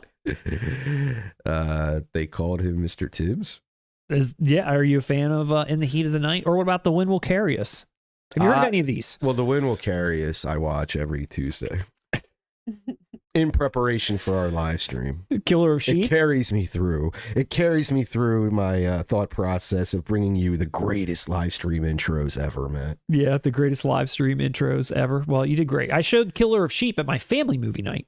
Of course, of course. You I did? would pick I up. was like, I don't remember watching that. Lindsay, keep up with us. Come on. That was a joke. I think you it's the middle you of a showed murder. us so much. I was going to pick up the Three Musketeers and all that, but it didn't include the Five Musketeers, which is my favorite. That one starred, oh man, that little cute kid with the freckles from the Sandlot. You know what I'm talking about? And Hamilton? son-in-law, Hamilton. Isn't his name Ham? Something Oh like yeah, that? in the movie. Yeah. That kid, he was in it. He was in the Five Musketeers. It was him. Well, excuse me? What a random character to pull out of nowhere. Hamilton? Ham from Then you got me, The Catcher? then you got me thinking of like the musical and that dude. This stream is... See what happens when there's not a lot of news? Stream goes off the rails. You got Baldoni. You got the kid from Sandlot. What the hell's happening? Oh, dude, we can go back to Baldoni. We certainly could. So, no. What's everybody else out there picking up in May? Lindsay, what are some titles people are typing right now from the Criterion slate that they're picking They're all up? I need a talking about recommendation. With Nail and I. Okay, It's Nail all and with I. Nail and I. Is this a comedy? It's a comedy that I haven't watched it yet. In too long. What are the people saying? What are they picking up? What are they picking up? Are they picking up what we're putting down? What Ralph are- Steadman. What outside of the Criterion announcements, what else are people excited about over the last few weeks? I haven't seen really like a ton of, and any of the major labels have announced much. Just some, like I said, some of these collector's editions and things. Nothing that really stood out. I did happen to see that they are putting out Stir of Echoes again. Imprint is they put the blue out and now they're putting a 4K out, but it's like a double set in like a hard box with like a top that pops off, and both the Blu-ray and 4K are inside. I don't know, but I saw that they're doing that. So if you didn't get your Kevin Dunn edition here in the US, you can get your imprint edition. But what else? What are people into? What are people seeing? Eric Otto, late as F. Sorry, it's okay. That's a good question. Should I, if I'm blind buying with Nail and I, should I go with the Criterion or the Arrow one? That is true. And then, oh yeah, American Pie 2 and 4K from 88 Films. You know how 88 Films put out American Pie and we were like, why did the UK get American Pie? Well, now it's before US did. Yeah. And they still haven't. So now 88 Films is putting out all of them in one collection. No, dude, I just ordered American Pie. It was the same set that was 88 Films, but it was from Zaavi. You got it from Zaavi. But it's still the 88. Yeah, Films it'll be one. I'm sure. Dude, it was cheap. Yeah. It was like $25 on 4K. And now the 88 Films label is putting out the rest of them in 4K, I think in their own box set. If you like 2, 3, 4, or however many there are. I don't mind 2. I don't give a damn about the other. About the ones. rest. Yeah. So I'm good with just the first one. Lindsay, did we run that poll on Wednesday versus Thursday? No, I didn't do that. Okay, no big deal.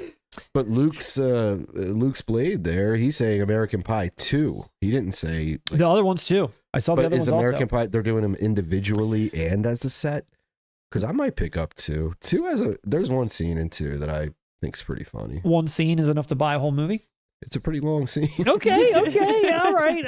I got No, it confidence. is. It's in the middle. It's like the peak joke of the movie in the middle. It is pretty funny. The live shots I've seen of Constantine, not the the mock-ups or whatever of that Steelbook, does look really, really cool. I guess like so Keanu's in the middle, he's like reaching for the top, and there's like flames around him, and I guess all the flames are debossed, so it just looks like all textured, all this fire on the cover. It looks really, really cool. With Nail and I, Arrow 4K is perfection, says Kurt Redgate. Everyone's telling me to go Arrow, it looks like. Yeah, it looks like it. I should, because if it's the same artist, I went Arrow with Fear and Loathing. If you love Richard E. Grant, it's a booze comedy. Booze comedy. I'm a fan of that. Booze comedy. I'm a fan of booze. With this release, Russ will 100% watch with Nail and I within 52 months. Yes. Must get in the heat of the night if you don't already have the Kino Lorber 4K, says the Alex Zorba. Dude, I was thinking that. Thank you, Alex. I didn't say it out loud because I wasn't confident, but I was like, wasn't this put out already? Kind of the same thing with Thunderbolt and Lightfoot. I feel like Kino did it, and there was another release I saw of it in 4K. Yeah. Okay. All right. Oh wait. What's this comment? Russ on Ryan for the win. Great take, says Double A. Yeah, man. Thank you. I was trying to boil it down to high school terms we could all relate to. Lindsay, did you have what? Oh, I was gonna say, do you want me to throw that poll up and Yeah. include like Tuesday also, just to get a full picture? Oh, I was going to ask, throw up a poll. Do you support Justin Baldoni 100% or 110%? I do 150. See, but you can't ask for that from everyone. No. See whatever you can do. I don't know if you can do more than one option. If you can, throw it up there. Let's just see. Let's just throw a poll of so you don't hear me click clacking on the keyboard. Yeah, I mean, let's just throw up a poll of the last 10 to 12 people that are in here after everything we've already done to them tonight, and let's see what they would prefer. We provided great entertainment. Did we? Right? I hope so. Did. Matt, you are so self-deprecating. When you rewatch it, I rewatch it, and I'm like, yo, we're fucking hilarious. Yeah, we did it. We made it. I did. When I rewatch this live stream, you guys think most people would be like all self-conscious. No, I do. You're right. I slam my laptop down. I stand up, and I'm like, fuck yeah, we did that. That's what I say every time I say that. We did the news. Yeah, we did that, man. We did that. All right, poll is up. The poll is up. All right, well, while that poll's running, and before we get to everyone's favorite new game show, which is called Wheel of Fortune. Who hosts Wheel of... Is Pate? Is Pat Sajak? It's Ryan Seacrest now. How long has that been going on? Yeah, been for a little while now. It's still Vanna, but yeah, it's Ryan. He's done. You know, I can see that. I don't think that's a bad... He fits. It's like Regis or somebody. I miss Reg. I liked Reg. He didn't host Wheel of Fortune. No, he didn't, but I could see him hosting. You just miss him in general? I just miss Reg. That was wasn't that out of nowhere? I didn't know where it came from, Lindsay. I mean, did you watch what was it? Reg was always good. He was always kind of sparky. Matt and I both, he watched Regis because Matt and I both liked Kelly.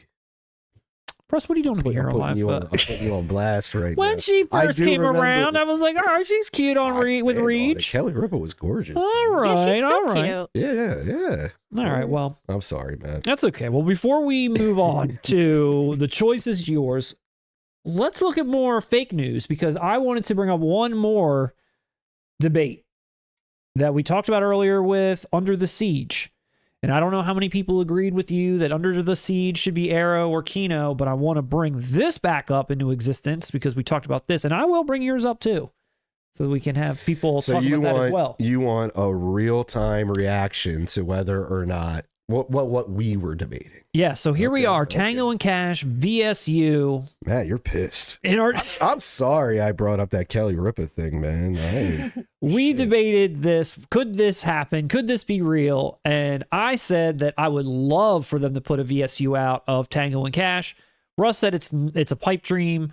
I said maybe you could see this fitting here to some degree, even though it has maybe more critical acclaim than most of the movies that end up from Vinegar Syndrome. But why not let them have one that slaps as hard as this? You have Roadhouse in your defense. I do. You have Roadhouse in your defense.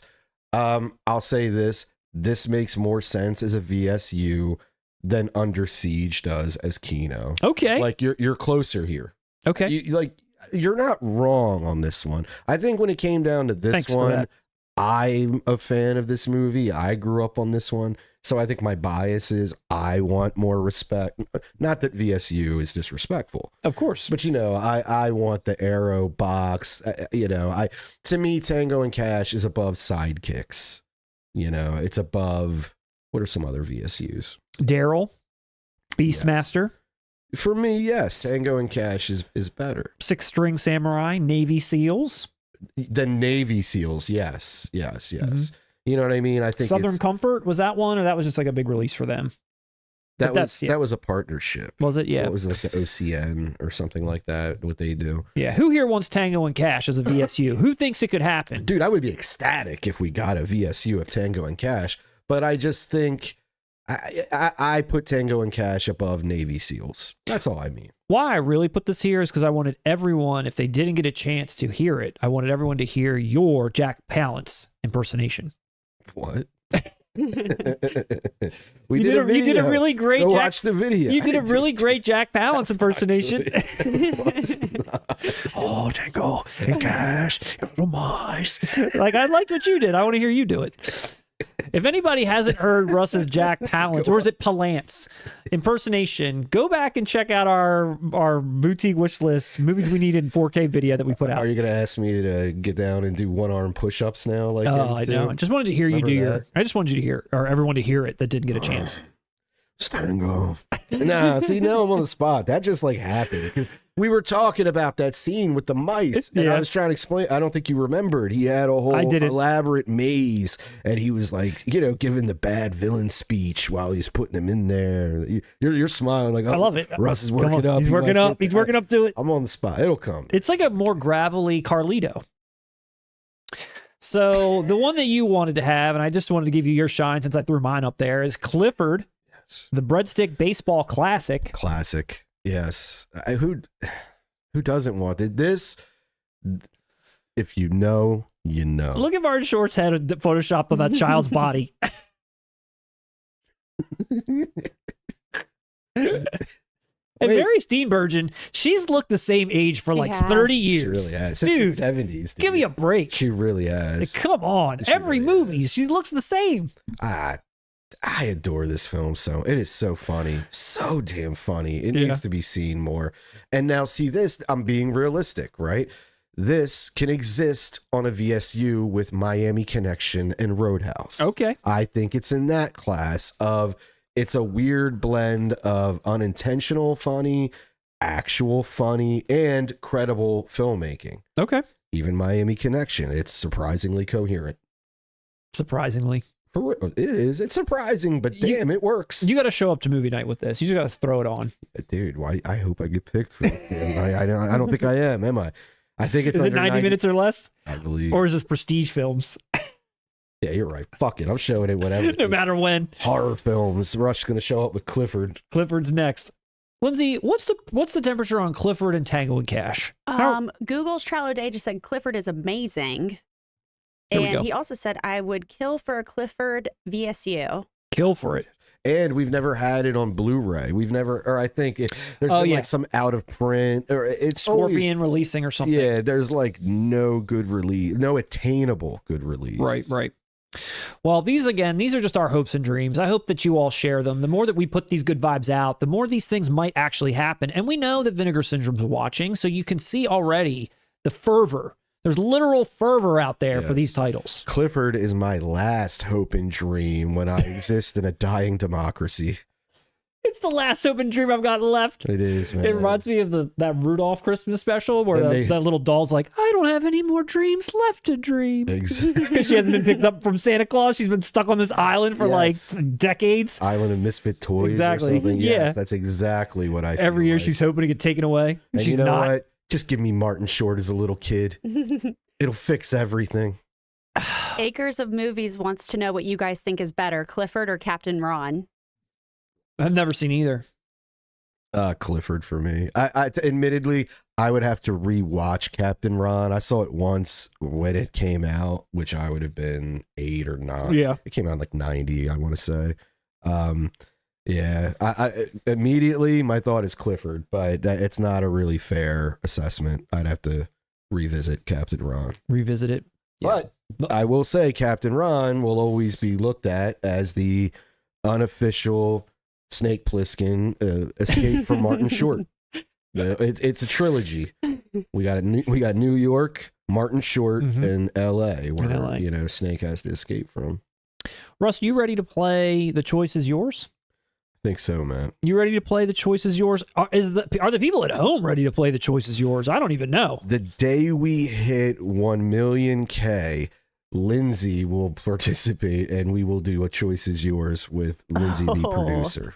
1 million K. 1 million K, guys.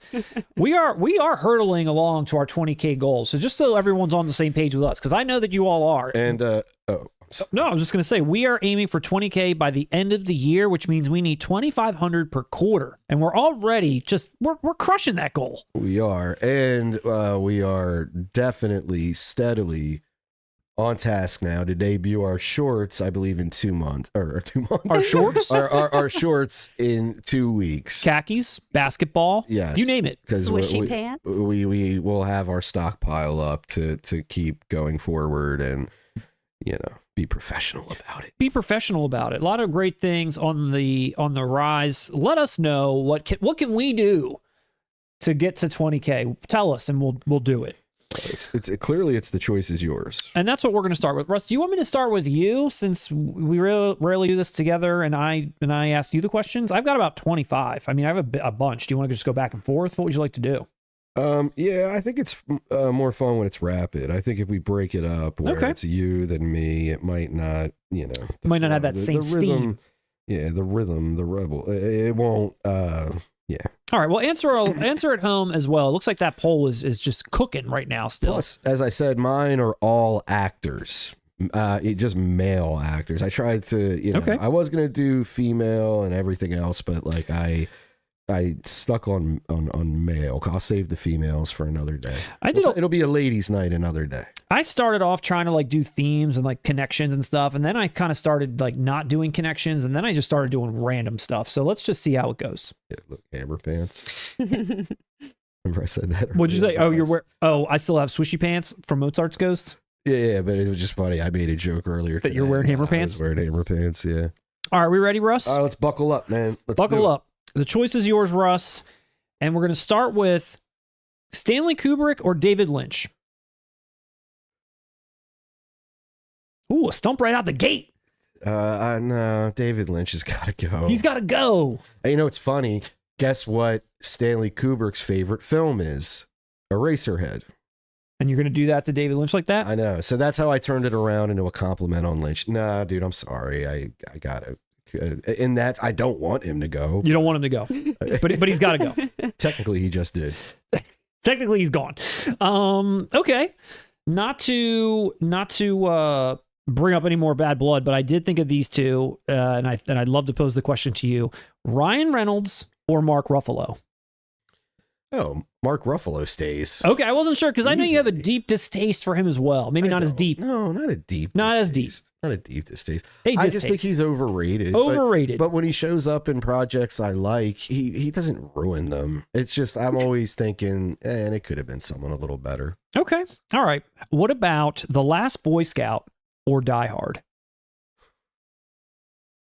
The Last Boy Scout or Die Hard? This is hard because Die Hard is the superior film on all counts. Okay. Die Hard is the better movie on all counts. The direction, like everything on all counts.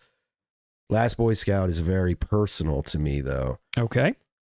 Y'all are going to kill me, but I'm keeping Last Boy Scout. Keeping Last Boy Scout, and Die Hard gets cast into the abyss. I hate doing that.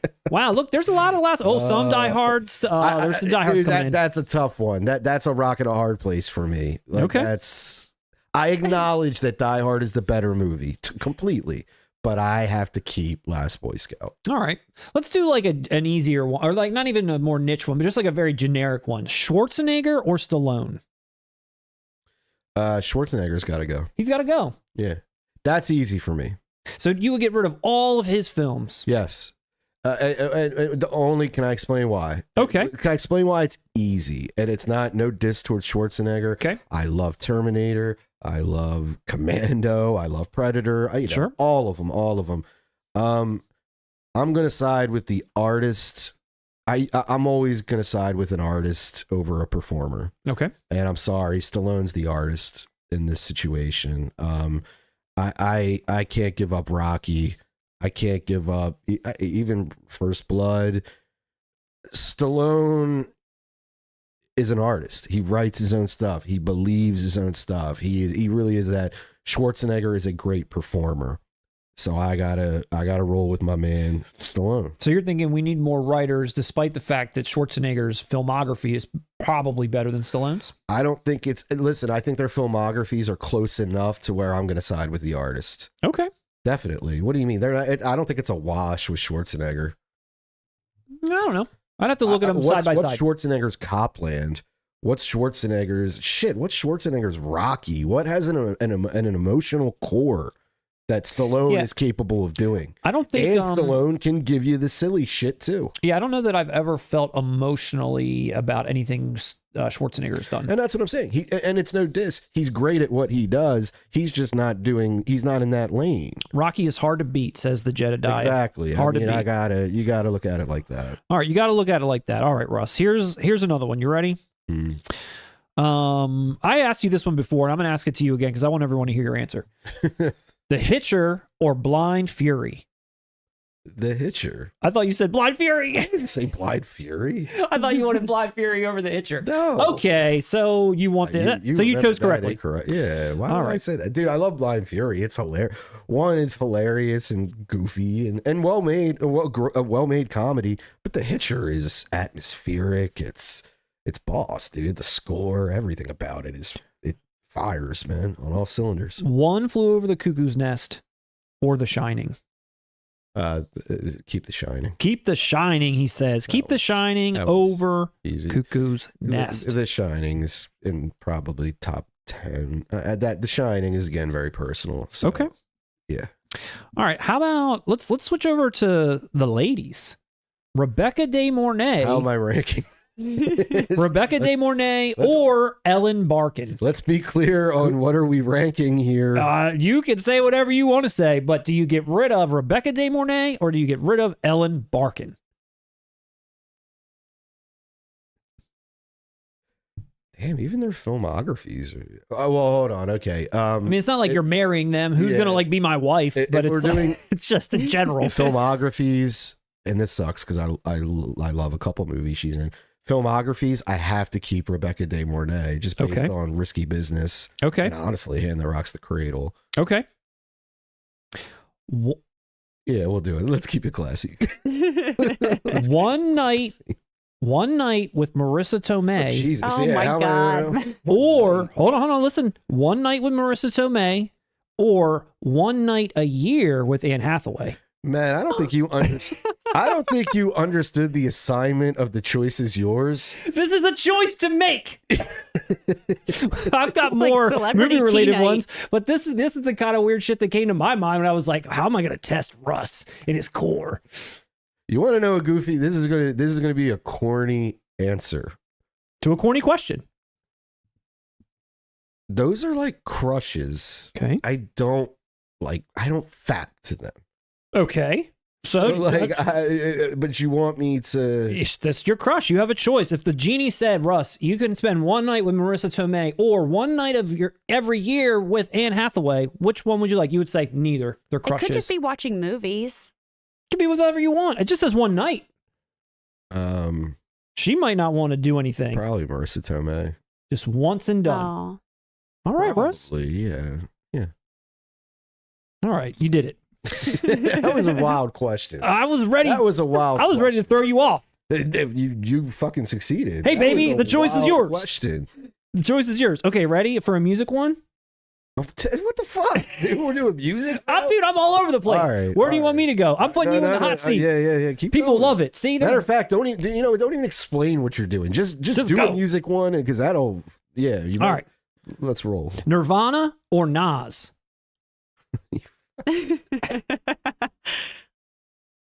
Come on, look at this one. Adrienne Barbeau or Barbara Crampton? Yeah, that's good. Who's like Nirvana? Think hard. What the hell, dude? How do I do that? I don't know. I felt that way a couple of times that you were asking me stuff. Let's think deep. We got to dig deep. We got a lot of Nirvanas coming in. You got a lot of Nasty Nas coming in. I don't know.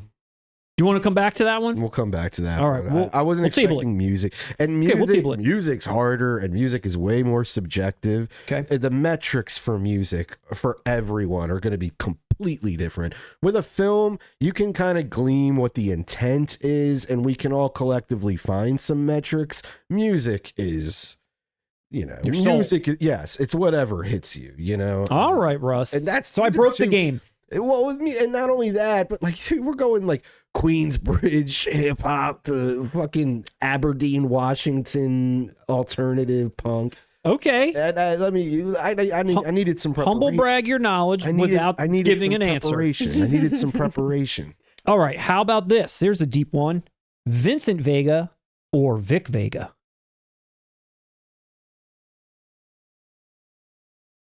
Wait, explain the two. Vincent's Pulp Fiction. Who is Vic? Vic Vega's Mr. Blonde. Mr. Blonde. Okay, well, he should have said. Come Mr. on, but I wanted to be. I was trying to be. Fucking Mr. Blonde stays. Okay. 100%. Okay. That's easy. First off, Samuel L. Jackson is the coolest motherfucker in Pulp Fiction. Okay. So, and Mr. Blonde. So Mr. Blonde stays. Yeah, Mr. Blonde stays. Let's answer Shaw 84. Point Break or the original Lethal Weapon?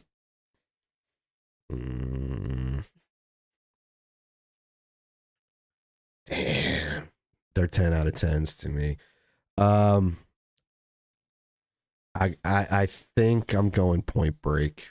I really stays or goes? Stays. I really love Point Break, but that's really hard. You could ask me that tomorrow and I'd say Lethal Weapon. That's today Point Break. Today, Point Break. Yes. I saw Matt Mead come in with Penelope Cruz or Salma Hayek, and I'm Salma Hayek all day. Salma Hayek as well. Oh, yeah, all day. All right, Russ, let's get you back in the hot seat. Let's see. How about let's do music, but not as broad. And I'm going to take it seriously. Fuck this trying to weasel out of it. Yeah, no weaseling out. I'm going to give you the one or done. Yeah. Dead President soundtrack, Boogie Nights soundtrack. Boogie Nights soundtrack has to go. Has to go. Now, again, I'm giving you I don't want it to, but. Okay, but. Dead President soundtrack meant more to me, schooled me more. I was a little more familiar with the stuff in Boogie Nights. The Sopranos or Breaking Bad? Breaking Bad has to go. Has to go. And again, amazing show, but Sopranos is the Sopranos. Rewatchability. Think about it like that. I would rather rewatch Sopranos on a loop. Breaking Bad is so plot driven. Watching that on a loop. Like when I rewatch Breaking Bad, it's almost like I go back to certain beats. Yeah. Where when you rewatch Sopranos, it's like, every episode, I want this experience again. Yeah. I want to be with this family again and go through it all again, you know? And there's not like you said, like it's kind of like watching a large plot where Sopranos, every episode has its own plot. So you can just drop in. And like I said, Breaking Bad is masterfully crafted to be this plot thing. But again, Sopranos is going to be the more enjoyable rewatch. Sopranos or The Wire? Did you finish The Wire? I've only seen the first 2 seasons of The Wire. All right. And they were fantastic. So without finishing it, I got to go Sopranos. Okay. Season 2 of The Wire, though, one of the best seasons of TV I've ever seen. Really? Yeah. Season 2 was. And you didn't keep going to 3? I was intimidated. And then it kind of got put off. I don't know what happened. It was like a block of time went by. And dude, it ended on... And I know they're different stories each season. But that season 2 ended on such a dude, I felt like I watched one of the greatest movies I'd ever seen. Well, by that last episode. By the end of season 2, it's like... I felt completely different about characters I felt in the beginning of the season. Yeah. It was just fucking brilliant. Lindsay, the producer, and myself watched season 1 and episode 1 or 2 of the second season, but stopped at that point. I don't know why. I can't remember. And 1's pretty good, but I'm with you. Season 2 was where I was like, whoa, this is masterful. Okay. And it got out of, it's a different story. It got out of, whatever the project, I forget. Baltimore, wherever they were. Yeah. But it goes into the union stuff on the docks and all that. And it was incredible, man.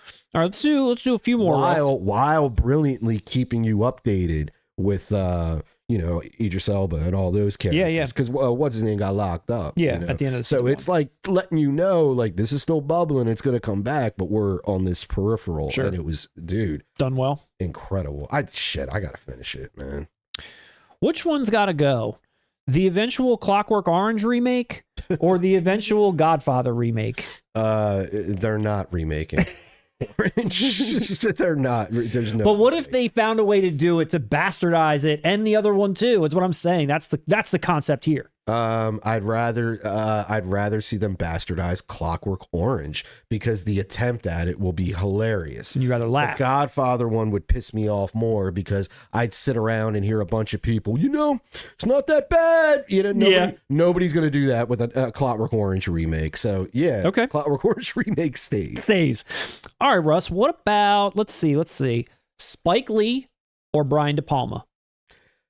Those are my top 2. I can never decide. One day it's choice is yours. One day it's Spike Lee. Choice is yours. Today I'm saying Spike's got to go. Spike's got to go. You on a De Palma kick lately? You been watching some De Palma or anything? Or Nah, just I got to give him one answer. And Yeah. right now, I'm just feeling.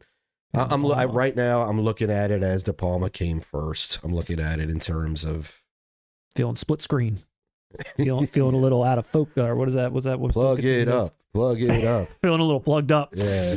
So Brian De Palma stays. Dark Knight or Batman Returns? Batman Returns stays. That's what I thought you were going to say. I knew. Yeah. I was just checking. Wasn't that hard? I knew. I was just checking. Heath Ledger really, goddamn, Did a number. He really did a number. Heath Ledger is the reason everyone pauses on opinions about The Dark Knight. Can I comment? One Night with Marissa Tomei or Justin Baldoni winning in court? I'm a freedom fighter. Baldoni winning all day. I will sacrifice anything. Baldoni winning in For court. What would you prefer? Being at your firstborn's. Wait. One good film, Spike Lee.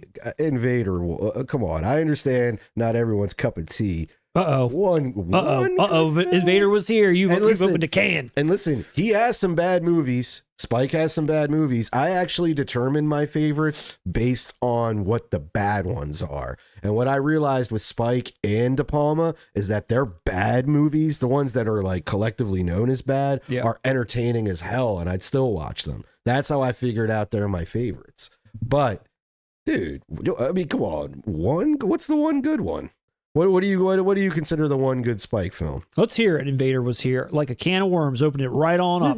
Baldoni. Well, I just, come on, that's a crazy take to be like one good movie. Come on, he's had a couple that are all right. They're all right. They're all right. All right, well, while we're waiting for that rebuttal, Russ, I got another one for you. Robert Eggers or Ari Aster? Ari Aster must go. He must go. Yeah. Because I thought you liked about the same amount of films from both. I just wasn't sure. I You liked. do, and The Witch impressed me more than Hereditary or Midsommar. Okay. So I have to go with him. What about The Shape of Water or Pan's Labyrinth? Pan's Labyrinth has to stay. Okay. Pan's Labyrinth. has to. I do really, really enjoy Shape of Water. I think they're both great. I think they're great companion pieces. You know? Yeah. You could throw up Devil's Backbone in there too, maybe as like a. Well, that doesn't make any fucking sense. What am I saying? Wasn't there another one he did that was like, I don't know. Yeah, my initial statement was correct. They're good companion pieces. They're good companion pieces. Raiders of the Lost Ark or Back to the Future? Raiders of the Lost Ark must stay. Must stay. As I get older, and I'll save my thoughts. We'll make a video on this. As I get older, Back to the Future loses loses a bit of its luster for me. Okay. In a few ways. Okay. In a few ways. And Raiders is a perfect film. I let me think about it. Okay. There's a flaw. Yeah, dude held onto a submarine underwater and didn't drown for hours. And yeah, but I think it's a perfect film. Serial adventure action film. Terminator or RoboCop? RoboCop must stay. RoboCop must stay. Get out of here, James Cameron. And you guys know I love Terminator. I know you Favorite do. James Cameron film, but RoboCop is sharper and funnier and violent and relevant, and it's aiming higher and it succeeds at everything. RoboCop stays. RoboCop's got to stay. RoboCop's got to stay. Let's see. Do you want to do a couple? Do you want me to do like one or two more for you? Then you do some for me. Sure. And let me defend myself. You can't beat the chemistry between Marty and Doc. Look, Back to the Future is a classic. I am not dogging it. But yeah, I got to go Raiders. And Invader was Do the Right Thing. Perfect, dude. That is, I think, his best film. But really, not even a casual, not even like a Summer of Sam or something. Like, it's just watchable. I don't know, To Russ. each his own. To each his own. I'm not fighting with you, man. We all have our different tastes, but I don't know. That was crazy. One, like even directors I don't like, I could see like, hey, there's at least 2 or 3 if they've made as many as Spike Lee has. Gotcha. You know? Would you say, here's a personal one, Untamed Heart or Dogfight? Untamed Heart has to stay because that was Way too personal. Yeah, I was younger. Way too personal. And Marissa Tomei, she's got to stay. Yeah, I mean, dude, I was like in love with her in that movie as a child. Like in that movie. I don't know. Who wouldn't be? Untamed Heart says I'm not alone. Oscar's out there. Lost Boys or Fright Night, Shaw 84? Fright Night. Gotta stay. Fright Night stays. Fright Night stays. I'm sorry. Listen, I really enjoy Lost Boys. To me, Lost Boys is a 4 out of 5. Okay. Okay. Fans of Lost Boys kind of piss me off. I get in hot water with people when I talk about Lost Boys, and their reactions kind of turn me off, and it's going to be Fright Night. And I do ultimately think Fright Night is, I like the innocence of it. I like the suburbia of it. I don't know. Lost Boys has a cheese that of course makes it special and why I love it as so many others do. But I prefer the earnestness of Fright Night. It's a little more quaint. Just earnest. It's more like Lost Boys. I don't really care if anyone dies in the Lost Boys. Hell, the lead character is basically unlikable. Are you talking about Mike? Is that his name? Jim Morrison? Michael? Yeah. Yeah. Yeah, I mean... Talking about Corey? I wouldn't care at all if Michael died at the end of that. I didn't want him to die. I don't want him to die ever. I don't want him to die, but I mean, would it have been... It wouldn't have impacted me that much. It would have impacted if me. It was like a dramatic moment where like, well, he was a vampire, and then, you know... But we want him to be saved. What's that? We want him to be saved. We want the head vampire to die so he can save. I do too, ultimately. I'm just saying, I don't think it would have like ultimately... Like, I wouldn't have cared. It wouldn't have been like, oh my God... He was so nice the entire movie. He was moody as shit. Well, us Lost Boys fans need to rise up against this kind of bad mouthing. I love the movie. It's just not. Raised on Fiction, Mark. He wants to know if Russ had a time machine, would he save Gary Busey from the motorcycle accident or let it happen? What would you do? That is.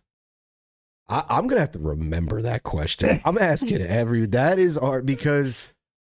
Do you stop someone from becoming a legend? I'll tell you this, Mark. I would have to have a personal conversation with Gary Busey and his caretakers, and I would have to figure out what does he prefer. What would he rather have had? If he is happy after the accident, which I mean, it kind of seems like he is. That's what I'm saying. Then I would not do it. If he feels like maybe it's all an act and he's sad and he feels like his career was derailed because maybe mentally he's not all there, then yes, I would do that for him. Okay. I'm on Gary Busey's side, whatever he wants. That man's a legend. Raised on Fiction, Mark. He loves that answer. All right, Russ, why don't you hit me with some? All right.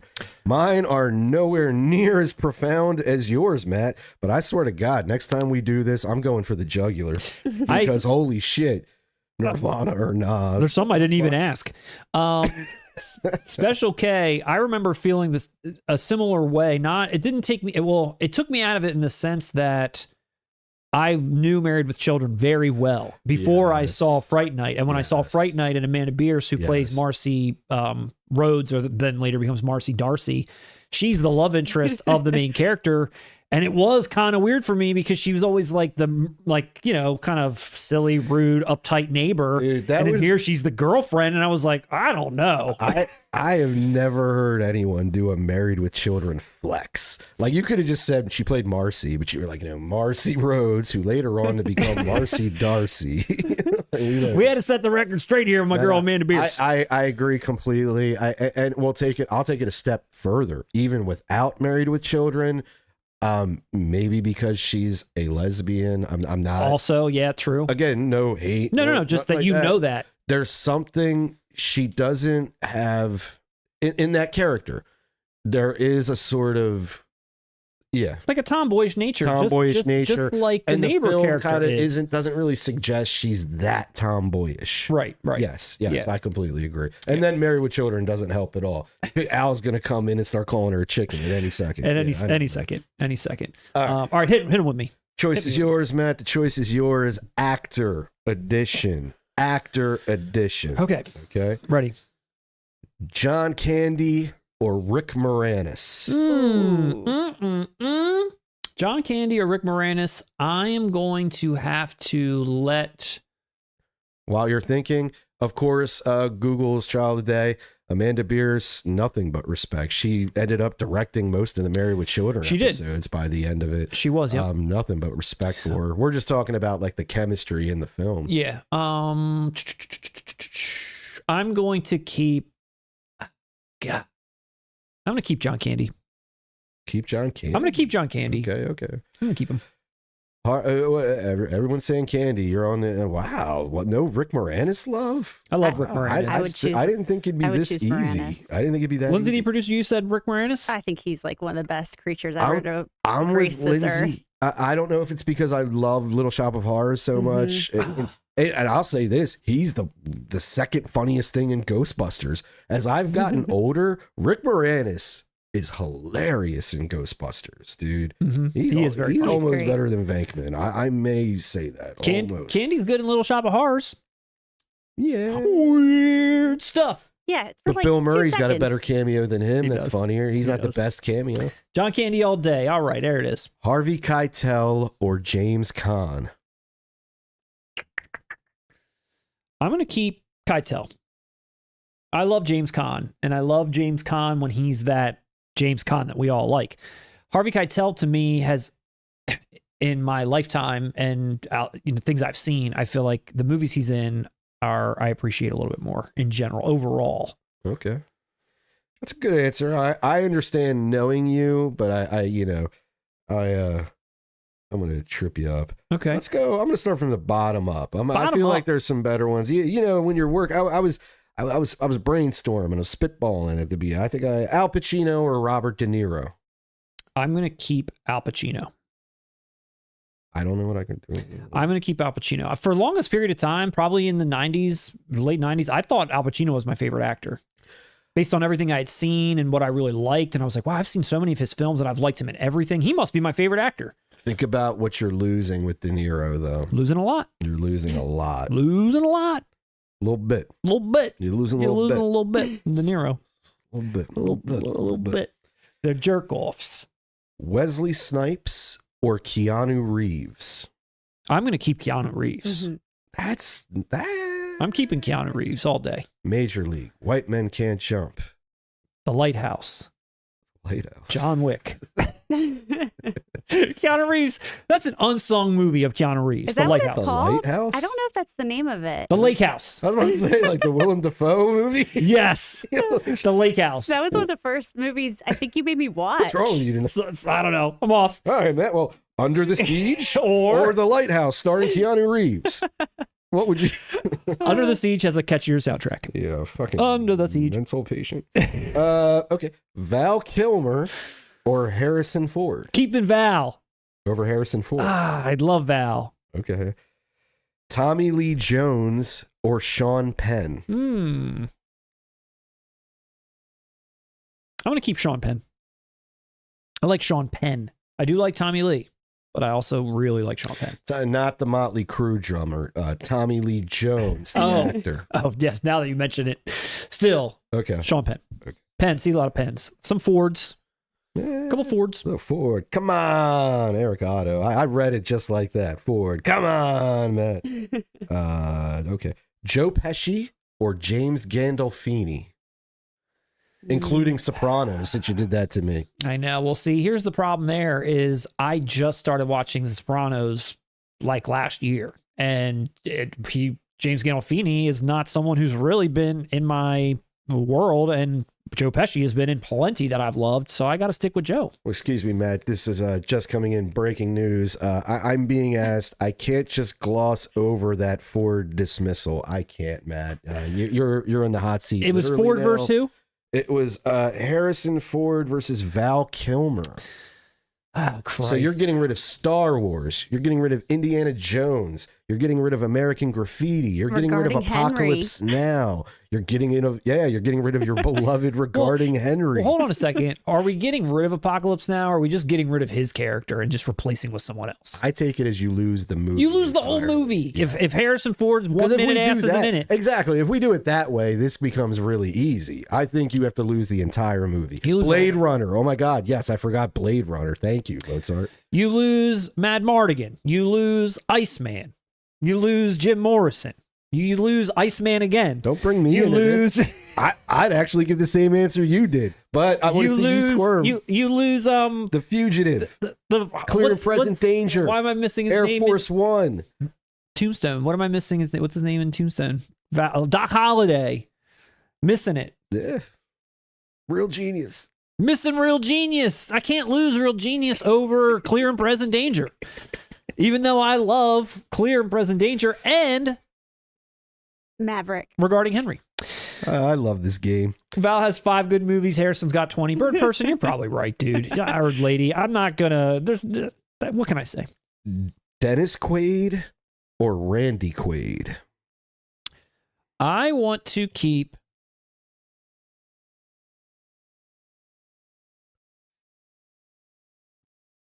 Dennis Quaid. Love Dennis. Keep him. Keeping Dennis. For fuck's sake. Keeping Dennis. Tim Robbins or Morgan Freeman? I'm going to keep Morgan. Mm-hmm. See, some of these are easier now that you're thinking about it as a filmography thing, right? But the strong Tim Robbins movies are arguably stronger than some of Morgan Freeman's. I would still go to bat for somebody that had 1 good movie in my heart over someone that had 20. Yep, Val Kilmer, you lose True Romance. Good See, point. you lose True Romance. See? Okay, this one's very difficult. Stephen Baldwin or Billy Baldwin? Now think, Matt, you're going to lose. If you may lose Posse, you may lose Fled, you may lose Flintstones, Viva Rock Vegas. I might. It's up to you. I don't want to lose Sliver. You understand the dilemma. I don't want to lose that other movie with him and Cindy Crawford, which I already forgot the name of. Fair Game. Fair Game. I don't want to lose that. Oh, I was just saying fair game. You don't want to lose it. I definitely don't want to lose it. Or Alec Baldwin. I want to keep Alec in here. I want to keep. It's Steven or Billy. I want to keep Steven, just for his most recent output. I love it. Kurt Russell or Tom Cruise? I got to keep TC. I got to keep him. TC's got to No one's stay. surprised. Got to stay. Did you say he's too sexy? See, look, Special K, but then we lose Sliver and Fair Game. See? Someone's on the right track here. Wait. Oh, I got 2 Sean Penns on here. We'll skip that one. Kevin Bacon or Patrick Swayze. Ooh. Benicio del Toro or Lawrence Fishburne? I'm going to keep Benicio. Mm-hmm. Jake Gyllenhaal or John Bernthal? Do the people know that you are very much obsessed with John Bernthal? I don't know how many people know John Bernthal out in the, he's someone who's been in a lot of stuff. He's a great character actor. He's been in plenty that you've probably at least seen him at least once. But I don't know if there's a huge fan base for John Bernthal the way that I appreciate John Bernthal. And another nugget is that Lindsay, the producer, has met John Bernthal, and she about fainted. I also did, because I'm also a big fan. I was lost for words. I didn't even know what to say. He stared me down. He was like, and just kept on walking. He was like, I'm not engaging with this. Yeah, in his mind, you cock-blocked him from Lindsay, the producer. He called me sweetheart. He called her sweetheart. And then Matt came around the corner. I was like, go away. Dude, you're lucky he didn't Jonah Hill your ass. I just looked in just complete shock, and he was like, how you doing, sweetheart? And I was like, you want to go home with him? Because I got nothing on that. I'm going to keep John Bernthal because he almost took my lady. John, if you're watching, come and get me. All right, Ross, give me just a couple more. Hold on. Let me do me a favor. I'm going to give you a couple more of these. We'll go through them quickly, and then I'm going to give you a couple movie ones, okay? Okay. And then I believe we'll call it a night. We'll call it a night. All right. Griffin Dunn or Kevin Dunn? Dunn or Dunn? God, I'm keeping Griffin. Keeping Griffin, okay. John Belushi or Jim Belushi? I'm keeping Jim. I love real men. I didn't really care for John Belushi. Mike Myers or Adam Sandler? I want Mike Myers. Tupac or Ice Cube? I'm going to keep Tupac. Leonardo DiCaprio or Brad Pitt?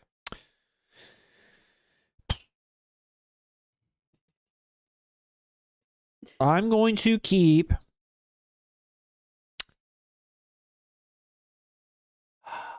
I'm going to keep Leonardo DiCaprio.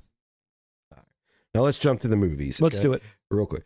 Lord of the Rings, all three of them, or actually no, the best Lord of the Rings, whichever you prefer, Okay. or The Matrix. The Lord of the Rings. Can't Hardly Wait or House Party? I'm going to pick Can't Hardly Wait. I've only seen House Party once. I've seen Can't Hardly Wait 1,000 times. And I'll watch it 1,000 more. I knew that's why you asked me that question, Russ. I knew you wanted to put me in the hot seat. Big Trouble in Little China or Escape from New York? Big Trouble in Little China stays. That just stays out of the States. Your favorite Star Wars film Okay. or Jurassic Park? I'm going to keep the Empire Strikes Back. Okay. Under the Skin or Mother? I thought you were going to say we're under the siege. I thought so too. That would have been great. I should have. That would have been true potting. That would have been a podcast. Under the Skin, or what's the other one? Mother. Or Mother. I want Under the Skin. Heathers or Pump Up the Volume? I would keep Heathers. Hereditary or Get Out? I would keep Hereditary. The Witches or Ladybugs?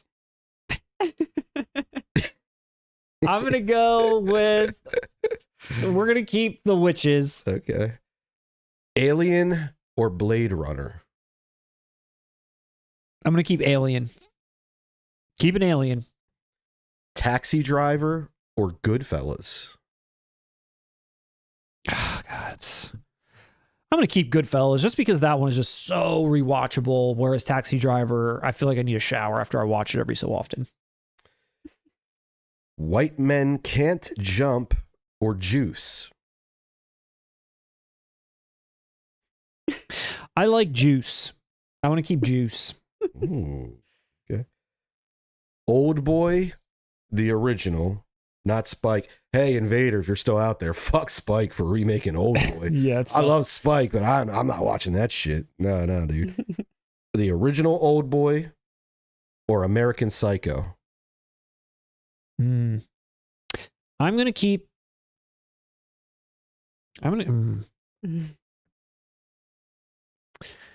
That's really hard. I feel like I would keep American Psycho now, but prior I would probably have said Old Boy. I was proud of that one. It's a good one. I was like, yeah, the eras line up pretty well, styles. Okay, last one. We'll end on this one. Okay, last one. Hotel Rwanda or Mannequin? I'm going to keep Mannequin. Wow. White privilege. Russ, thank you for an excellent round of The Choice Is Yours. I hope everybody liked that at home as well. Hope everyone enjoyed our stream tonight. Thank you so much for hanging in there with us. We will be back, not next Wednesday, but the Wednesday after. Keep your eyes peeled for our Kill Bill 1, Kill Bill 2 reviews. And what else, Russ? What else do we got coming up, man? I'm going to be editing some shorts. We've got some shorts coming out, of course. If you enjoy this Choice Is Yours segment, a lot of the shorts are us going back and forth doing The Choice Is Yours. So keep an eye out for those once they drop. Definitely. Keep your eyes peeled. Again, thank you so much. We're going to play ourselves out. Russ, I'll give you the final words as the music plays us out.